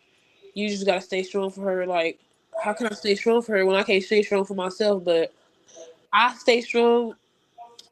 I'm gonna say this like this: I stay strong for my mama because it's be plenty of times that I just want to break down and cry, but I gotta stay strong because if I do, or I go down memory lane about it, it's gonna put her in a headspace where it's like, dang, I done started this all over again. So I just be quiet and I'll just be like, okay, I understand.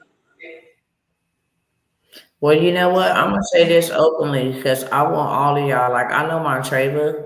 The last time, I think it was like maybe a week ago, my Treva was trying to, talk about noodles. She was like, I just don't understand. I'm like, just wait, just give me a couple of days until it's that day, and I just want to be in that mode. Like, I'm gonna start working on that, No, because but honestly, like when we like no, when but that's something that I have to do. I just be like, I don't know how to help y'all, and it hurts me to see y'all cry. It really, really hurts me to not be able to help y'all. I have always been y'all protector and been there, and just like, I'm so broken.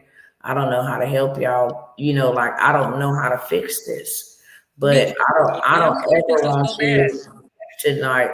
I don't ever want none of my children to be feeling like you got to be strong for me. I really appreciate the times that I can get in the chat with y'all because I ain't got nobody, you know what I'm saying, to talk to. It really makes me sad that I have to get in there, and the only reason why I feel like that is because it's always been us. Like, nobody else knows our dynamic except us because it's always been us. So, like, if I try to go talk about your brothers to a stranger, they don't know. It's Yeah, like, so they ain't oh, gonna feel it.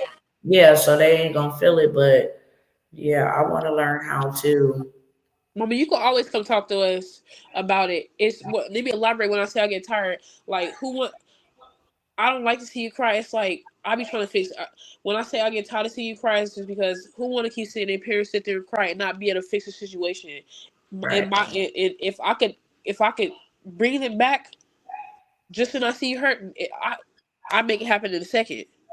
I'm not gonna ever get tired of seeing you cry, but who wants to see you just sit there and cry and not be able to fix it? Like Yeah, bring them no. back for you.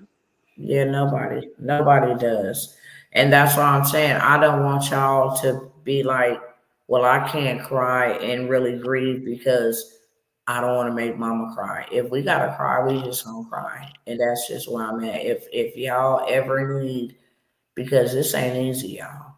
I'm really strong and y'all know I'm really strong.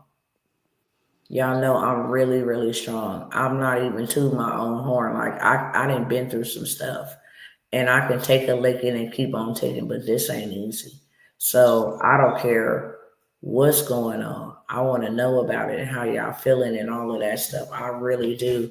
And we'll cry it out together. If I ain't got no words to say, but to listen, I will do that. I will absolutely do that. So I just want you to know that, girlfriend. Um,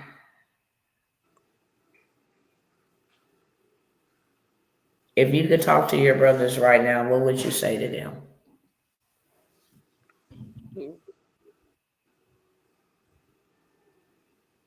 I was just saying like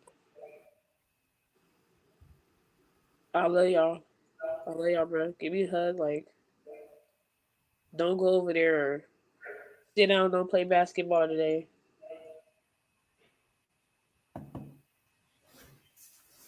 That I'm changing. I'm not the person that I was. I'm getting better at this life that you call life. I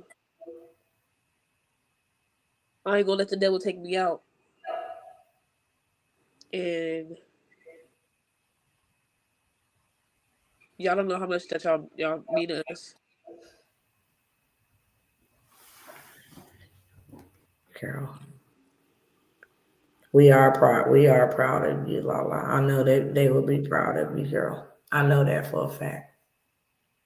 So I just want to tell you, I know that your brothers will be very proud of you. I'm proud of you. I know your sisters are proud of you. Um, and I wish they could be here to see your growth. I mean, and see all of the amazing things and all of the children. Y'all was best friends, but we are proud of you, and I know they will be super proud of you for sure. Well, you did tell me at Ken Ryan Grace. I remember I was challenging that. And that was the first death that I was challenging. If I wanted to see him again, then I had to get my life together, and I stood on that. Yeah, you did. This child right here got a testimony to tell, and she'll tell it. She'll tell it in her timing, but God has transformed her life, and I'm just so grateful to God. I really am. Um, I'm really grateful to God for all my children, but what He's done miraculously in life. This is the child that had a dream about hell. She can tell you what hell looks like because God took her there for days as a child. But yeah, I really. Is there one thing that you want to say to people that you think that people should know? I don't think that y'all should take life for granted, and how discombobulated this black community is. Hold on to y'all siblings and y'all loved ones because I can't get mine back. I can't never get mine back, and God knows that I want it back. So don't take this and get right with God, cause tomorrow ain't promised. I hugged my brother thinking I was gonna be able to see him again, and I can't. So please don't take life for granted. We living on borrowed time. Right? That's real. Ain't to the man on that one. Thank you so much, baby. I'm very proud of y'all. I really am. And they say they receive it over on TikTok. Auntie Portia, she been riding with us this whole Yeah, I time. see her. I see her. She She always has. do. We love you too. Yeah, she said she received it. So yeah, we're gonna let Shanti up, and then Sister Jill too. Jill has. I want to acknowledge this lady real quick. She's not just a lady. She's a lady, but she's not. I'm not saying this lady. Like she's really my sister. Her and two other sisters. And you never know. It's the small random acts of kindness. I remember coming back from burying my kids, and I came back, and it was like weeks later, but my husband came and gave me the mail, and I had an envelope uh, inside of there from Sister Jill and a couple other sisters. And that just really, I still have the card. It was in that moment because, after the funeral, after the hype and the clout, because people come by for clout. And after all of that's gone away, and you just there by yourself, just toe up from the flow up. Dr. T. Lala reminds me of you. Yes, you said. That's my Vida Loca child. But God has done a great thing on her. Um, but I appreciate this sister. She has been rocking from the get go. When Kavan Ray was incarcerated, when Ryan first passed away, Sister Jill has been a rock for real, for real. Would couldn't love nobody more than I love her, and never met her in person as of yet, but we will. Oh yes, we will. This is my sister, and you cannot tell me otherwise. She is a sweetheart. So I appreciate you, Sister Jill. She always come through and support, always come through and encourage, Even on my live, she seen me come from the $10 Timu wig.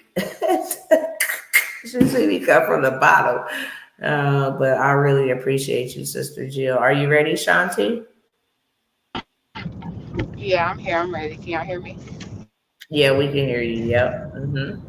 My bad. Y'all might hear a little bit of noise in the background because I got the baby and I'm driving. But I am on my way home. Okay, no, you're perfectly fine. You're okay. I mean, life is life. And y'all hear my grandson back there. Bless God for him. Izakai. But no, you 100% good. This is Shanti. This is my second oldest child. and I want to ask her a couple questions. You know, can you tell us about your siblings and who they were to you? Yeah.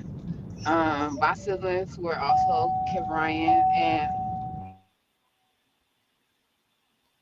my siblings were also Kip Ryan and Kavon Ray.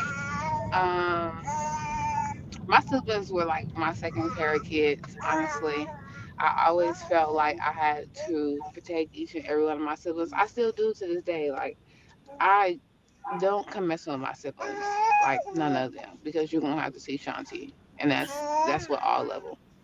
But my brothers, they were like my babies, and I was the second oldest, but I was like the oldest because all my siblings came to me for something.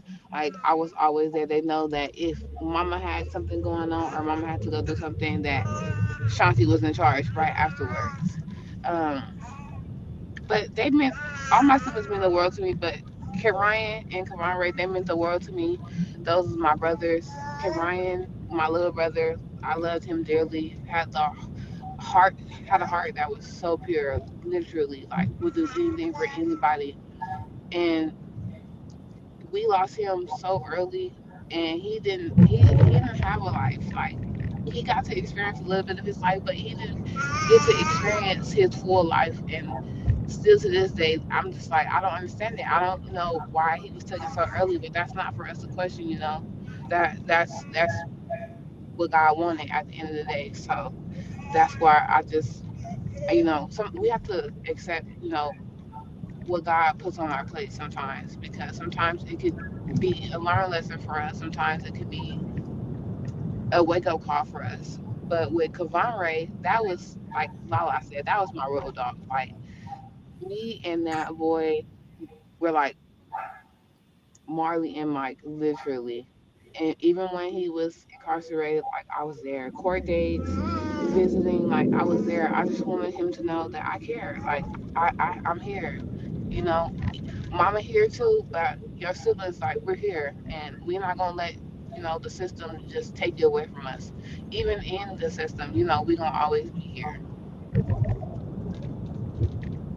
Yes, and I will say that this child right here, all of their grief hits different. You know, my oldest daughter to my baby girl, even to the younger children, and maybe one day we'll get them on and let them talk. But Shanti was the one that I went to, and hey, she'd be like, "Mama, you want help?" I'm like, "Yeah, I want help." My oldest daughter, she's like just like me, like making sure everything is clean, organized. Lala, the one who just got off, she's like, y'all gonna sit down, you know what I'm saying, and make sure, you know, y'all ain't getting in no trouble. All of them impacted each other in a different aspect, but Shanti was the mama. She took on a motherly role at a very early age. It's like, I'm gonna make sure they eat, I'm gonna make sure they bathe, I'm gonna make sure I help my mama out in any aspect when it comes to them. Which was just like me as a kid, because I knew as a young girl that was something that I was gonna be. I knew I wasn't gonna be no garden tool. I knew I was gonna be, you know, a woman who had a lot of kids and loved children. And so even still to this day, if any of her siblings need a piece of tissue, they're going to call Shanti. They'll call Shanti and tell Shanti first before they tell me. But, she's just like a mother figure to them. So that's what she means. Like, those were my babies. They all lived with her, all stayed with her. All of them, if they ever needed to go to her house, they can go to her house. She reminds me a lot of her grandmother. Her grandmother was the same way. But I want to ask you, what's the first memory that comes to mind about it? Them playing football, like us just at their football games, cheering them on, like Kid Ryan. that boy was a beast when it came to playing football. Like, just to see how everybody was like going up about my brother, like how all the coaches was head over heels for him because he was just amazing at what he did. He was great in sports. He loved to play sports. He was a sweetheart. He helped out everybody. My brother could get in trouble, and he would still not be mad about it. Like, he had no bitterness in his heart towards nobody at all. We can be yelling at him and then it hurt his feelings a little bit, but he's still gonna be like, you know what, I love you. You hurt my feelings, but that don't make me mad at you. I love you. That was just the type of person that he was. Um, and it just breaks my heart that he was so young, and I know that it was really scary for him because we were not around, nobody was around, and that breaks my heart even more. With Kavon Ray, that boy, that boy will get you out of a dollar real fast. He can talk you out of a dollar, and I literally mean talk you out of a dollar. Like, he was a hustler for real, and he did not play when it came to his money and taking care of his family. That as a young boy, my brother was out there. If he had to sell incense, he was selling incense, and he gonna come and he gonna dish out a dollar to everybody, even if he had $10. He gonna keep his five, but all five of us would get a dollar for sure. Like, if he had to take the shirt off his back to give it to us, he would do that. And he would hustle and do whatever he could to make sure that his family was set. He did not want to see us struggle. He did not want to see us going through anything at all. And I feel like he felt like he had to be not so much of a savior, because I don't want to disrespect God, but I feel like he felt like he had to, make sure that we never failed or never wanted for nothing. Like, he took on that role, and I feel like that was a lot, that was a part of a lot of the strings on him as well, feeling like he had to, take care of his siblings or be like a father figure for his siblings, his older sisters, because we didn't have a father figure, and all of us looked up to Kamara as an older brother because that's what he gave us. That's how he acted towards us. Like, he was literally our protector, and he showed us that every day. Like, he didn't play about his sisters. He didn't play about none of his siblings at all. He didn't play about his brothers. He didn't play about his sisters. But when it came to us, he did not play at all. But one of my favorite memories is just being out. Like, when we was young, like, we got to do a lot, like selling chocolates and stuff. Like, we used to be out just doing a lot of stuff. I have a lot of memories of them. There's so many things that I can say, but just them playing sports and Kawan Ray just being a big hustler, that was one of my biggest memories with them. Okay. Yep. You're right. Did you or do you ever feel invisible during this whole grief process with losing both of your brothers? Have you or do you feel invincible? Like, I'm not being seen or heard. No, I don't feel like that. I don't know. I have not accepted the fact that my brothers are gone. Like, I don't know how to accept that. I don't. And a lot of times, like, it's hard for me to talk about them. Just period. Like, when I do, it breaks me down. Excuse me, y'all, because it's hard talking about them. But I don't. I try to push it to the back of my head because I want to be strong for everybody else, and I want to make sure that everybody else is good, and that's my biggest thing. If everybody else is good, then I'm good. But I don't know. I don't like talking about my brothers. I don't like even having to think about the fact that they are dead. Yeah, I understand. Like, I couldn't save them, and I'm used to being there. Like, they call on Shanti, like, I'm coming, I'm gonna come, and then it's the fact that I couldn't come, I couldn't save them, so that hurts a lot, and I don't know, I don't know. It hurts talking about them. It does. It hurts. It breaks my heart, literally. Is there a specific reason? Do you feel like you have some guilt that you wasn't there to save them or something? Yeah, I do. I hate that I knew that Karan Ray felt the way that he felt, and they tell me everything. So it's like, why you couldn't come? Why you couldn't come tell me you were hurting?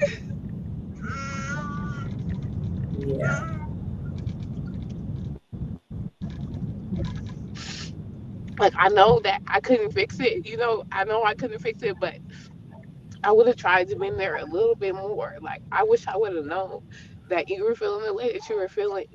Like, and it hurts to know that you were feeling that way and you felt alone in a situation like you didn't have nobody because like I was there. I wanted to be there. I wish I would have known because I would have did more.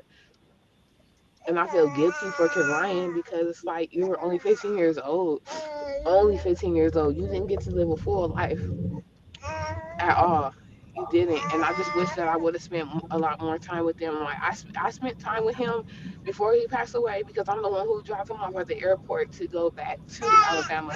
But I just wish that I would have paid more attention to both of my siblings. I wish I would have paid attention to both of them, and that's why I'm so a lot more closer. I've been close with my siblings, but like I'm a lot more closer with them. So I hate when we have disagreements and stuff like that because I don't want that. Like I don't want to lose any more of my siblings.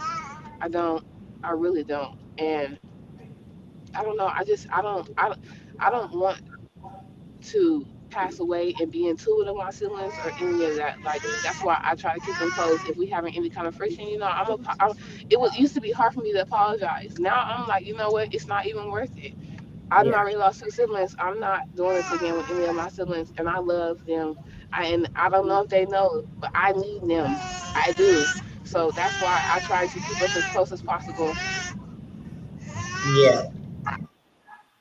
I get it.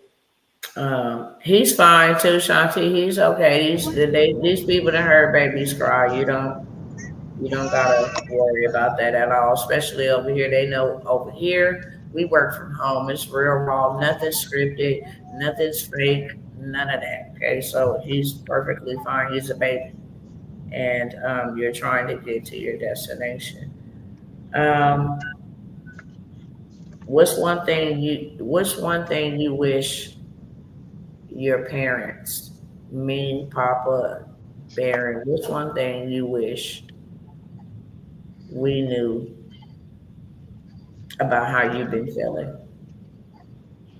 Um, I just want y'all to know that I love y'all. I honestly love y'all, and I don't understand y'all pain, and I would never understand y'all pain as parents losing a child, because I have never lost a child. And biting off of what Lamiana said, like it hurts really bad to see y'all going through it and y'all crying every day, and we can't change that. Like there's nothing that we can do about that, and we're all literally over here bleeding, and there's no patch, to stop the bleeding. So I just want y'all to know that I love y'all. I'm here for y'all. I will always be here for y'all. And I know that y'all here for us. Y'all always been here for us. Um, I just want you Absolutely. to know that we here. Like we here. I hear y'all. I don't understand the pain because I've never been through it, but I'm here for y'all. I just want y'all to know that. Is there something that you need from us? Um, I just want us to remain together. That's it. To just remain strong and not give up on each other. That's really Yeah. all. Y'all already know that don't go in this household at all. I will smite my kids. They already know. Right.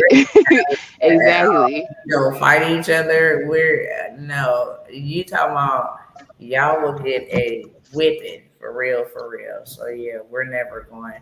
As long as I'm living, don't ever. I used to have them play box, but outside of that, no, we're not fighting each other. We don't fight with each other. And if there is any type of friction or arguments, we gonna rectify them bad boys immediately. Um, if you could talk to your brothers right now, what would you say to them?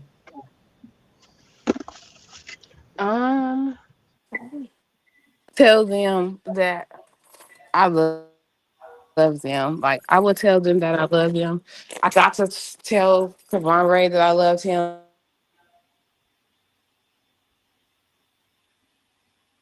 Okay. Can y'all hear me? I can hear you. Yep. Okay, my bad. I would tell them that I love them, and I'm sorry that I wasn't like there always. Well, to Kim Ryan, I would say that I love you, and I'm sorry that you had to go through that. You had to go through that so young. Like I love you. I got mama. We got mama. We got papa. I got our siblings. I know you cried a lot about us staying together, and we gonna stay together for you. I promise you that. And I know you hate it when we argue and stuff, so that's why I apologize if I have any kind of altercations with my siblings because I know what that meant to you. Um, and I just wish that I could see you again. I do. I wish I can hear your voice again. I wish that I can hug you again. I really wish that you were here. I really do. I want you back so bad. Um, for Kavon Ray, uh, I just want him to know like his death broke me. Like it broke me in ways that I can't even explain. Kim Ryan's death broke me, but with Kavon Ray, it feels so different because I had just seen my brother 2 days before he had passed away, and he was supposed to be with us. And I just feel like if he would have came with us, this would have never happened. This would have never happened to him. I wish that I would have never lost him. I I I felt like I lost my protector, my best friend. Kavon Ray was literally my best friend, for real. And I know that he taught me a lot. Even though he was my little brother, he taught me a lot. He always told me right from wrong, regardless if I wanted to hear it or not. Like he was just he was a little brother who was really a big brother, and I just want him to know that I love him. I love you. I wish this would have never happened to you. I wish that we could have talked about it more and figured it out. Um, but I got you. I got you. I got mama. I'm gonna forever keep y'all names alive. I'm never gonna let y'all be forgotten. Ever. I don't care what come or what goes. I'm always gonna be rocking for y'all. And lastly, what's one thing you want parents or siblings or other people just in general to know? For parents, I want you to know just to love your kids, no matter what they do, no matter what's going on in their life, love them and pray for them and just give them to God because at the end of the day, He is the only one that can fix whatever is going wrong. Don't give up on your children. Don't let them feel less love because when they gone, you can't fix that. Like you don't have that back anymore. So just love on your children. For siblings, don't argue and fight with your sisters and brothers because that pain is a different type of pain. When you when it's somebody that you used to waking up to every day of your life, like you were born in the world with this person, y'all came from the same womb, y'all lived in the same home. So don't fall out with your brothers and sisters. Love on them no matter what's going on, what the situation is. Always forgive, always forgive, and just stay tight. Don't let nothing or nobody break out apart. Tell each other y'all love each other every single day because, like Lala said, life is short, and we all are on borrowed time, and it's sad to hear a lot of others are losing siblings, and just to know that they feel the same way that I feel, it's even worse. So just love on your siblings, friends, check on your friends who lost siblings because it's hard. It's hard. It really is. And some may not want to hear it, but just knowing that they got somebody there to that they can vent to and they can talk to, it's good. So just make sure you check in on them and make sure that they always good. All right, awesome. I really love y'all. Thank you so very much for sharing that. Y'all give it up for Shanti with a S. Shanty. Shanti, everybody. Um, thank you, Lanai, Shanti, DeQuajane, Lala, Montreva. Thank you all that have been supporting us in the comments. My sister Shamika, Uplifted and Enlightened. That's my sister, um, who I'm very proud of. Portia, thank you, Sister Portia, Sister Jill, even those who've been silent in the background and really ain't said anything. I pray, Sister Kalila, I see Melody, appreciate you all coming and supporting these young souls. And Nana the Barbie. Thank you, Queen. You have a powerful story, and we will be praying for everybody. Every single last one of you. Sister Jackie, thank you. All of those who's been in the comment rocking with us. Last week we was almost at 3 hours. We're at 3 hours almost, okay? But I don't care if it's 10 hours. This is so therapeutic and so, enriching. It's free. We don't do this a lot anymore. We just talk the sweet things under the rug, get through life, you strong, all of this stuff, and then when you breaking behind the scenes because everybody expects you to be strong. This was a lot for me. It really was, because, I get to hear how my babies feel. I'm really, really proud of them. To those that are dealing with this, you are not by yourself. You just are not by yourself. There's a big old plethora of people. And I would definitely love to hear from the brothers. If you know a brother who then lost a child, we need to hear from them, because they just go back to trying to fix and stuff. And they be real broken on the inside. Women are more emotional, so they will share. Cry, cuss, they'll do all of that, but men just try to suppress it. So we want to hear from, we want to hear from the brothers who then lost their children. And also the grandparents. We want to hear from the children of, parents who have gone on. We want to hear from you all. We just want to let y'all know that we're here for you, okay? Death is destructive. That's why when God created the earth, he didn't create death. Death is something Satan brought in here. And I want everybody to know that. One of the reasons I'm not mad at God is because God don't steal, kill, or destroy. That's Satan's job. And when he created us to live eternally here on earth. This is our earthly kingdom. So we put the blame where the blame goes over here on the enemy. And we will be praying and uplifting and keeping you covered. Okay, if you need somebody to lean on, then we are here. We share the same pain, but we also share the same strength. And if we all say something, somebody can be helped. Somebody know they ain't alone. Y'all make sure y'all share the replay if you haven't. Thank you for praying. Yes, for our youth. Yes. Thank you. We continue to pray for our young people. The devil can't have them. The devil cannot have them. Not on my watch. I agree. Siblings must stick together and love on one another. I lost a son and a husband at the same time. What? Wow, I've seen another sister who lost her husband and her son in a motorcycle accident. I watched her story on YouTube. Would love for you to share, Whenever you want to share, there's no pressure. But this is a safe place and a therapeutic place for you to tell your story and to be heard.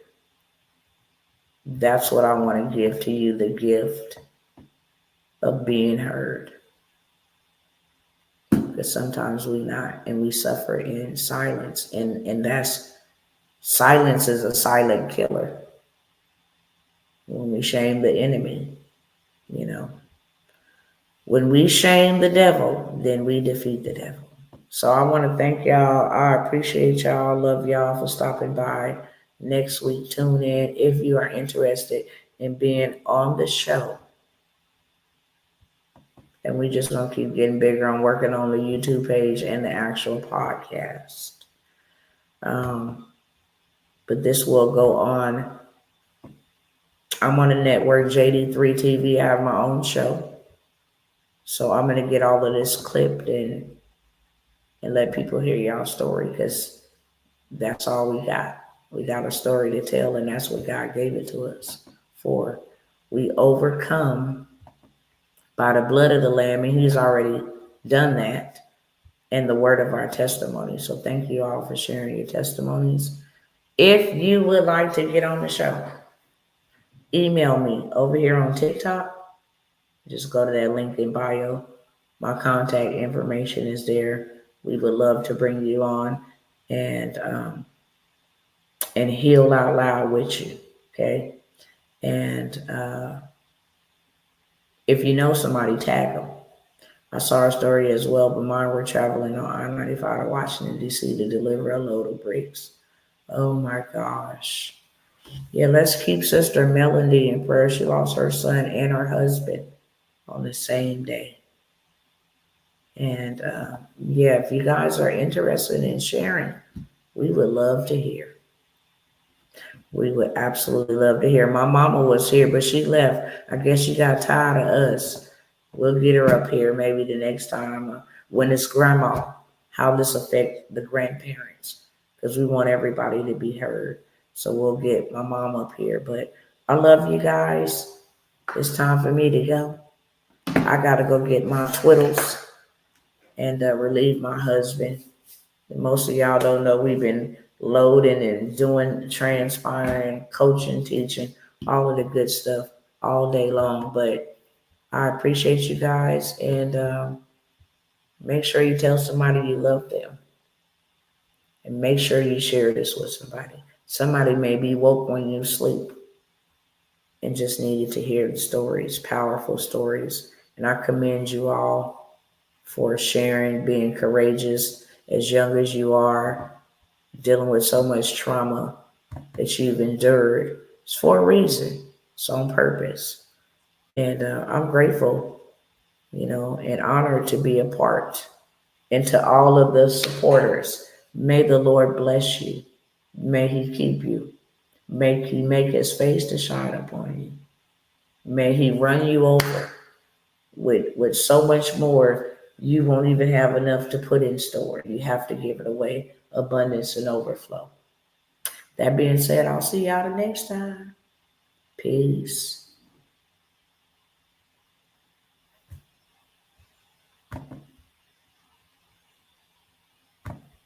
All right.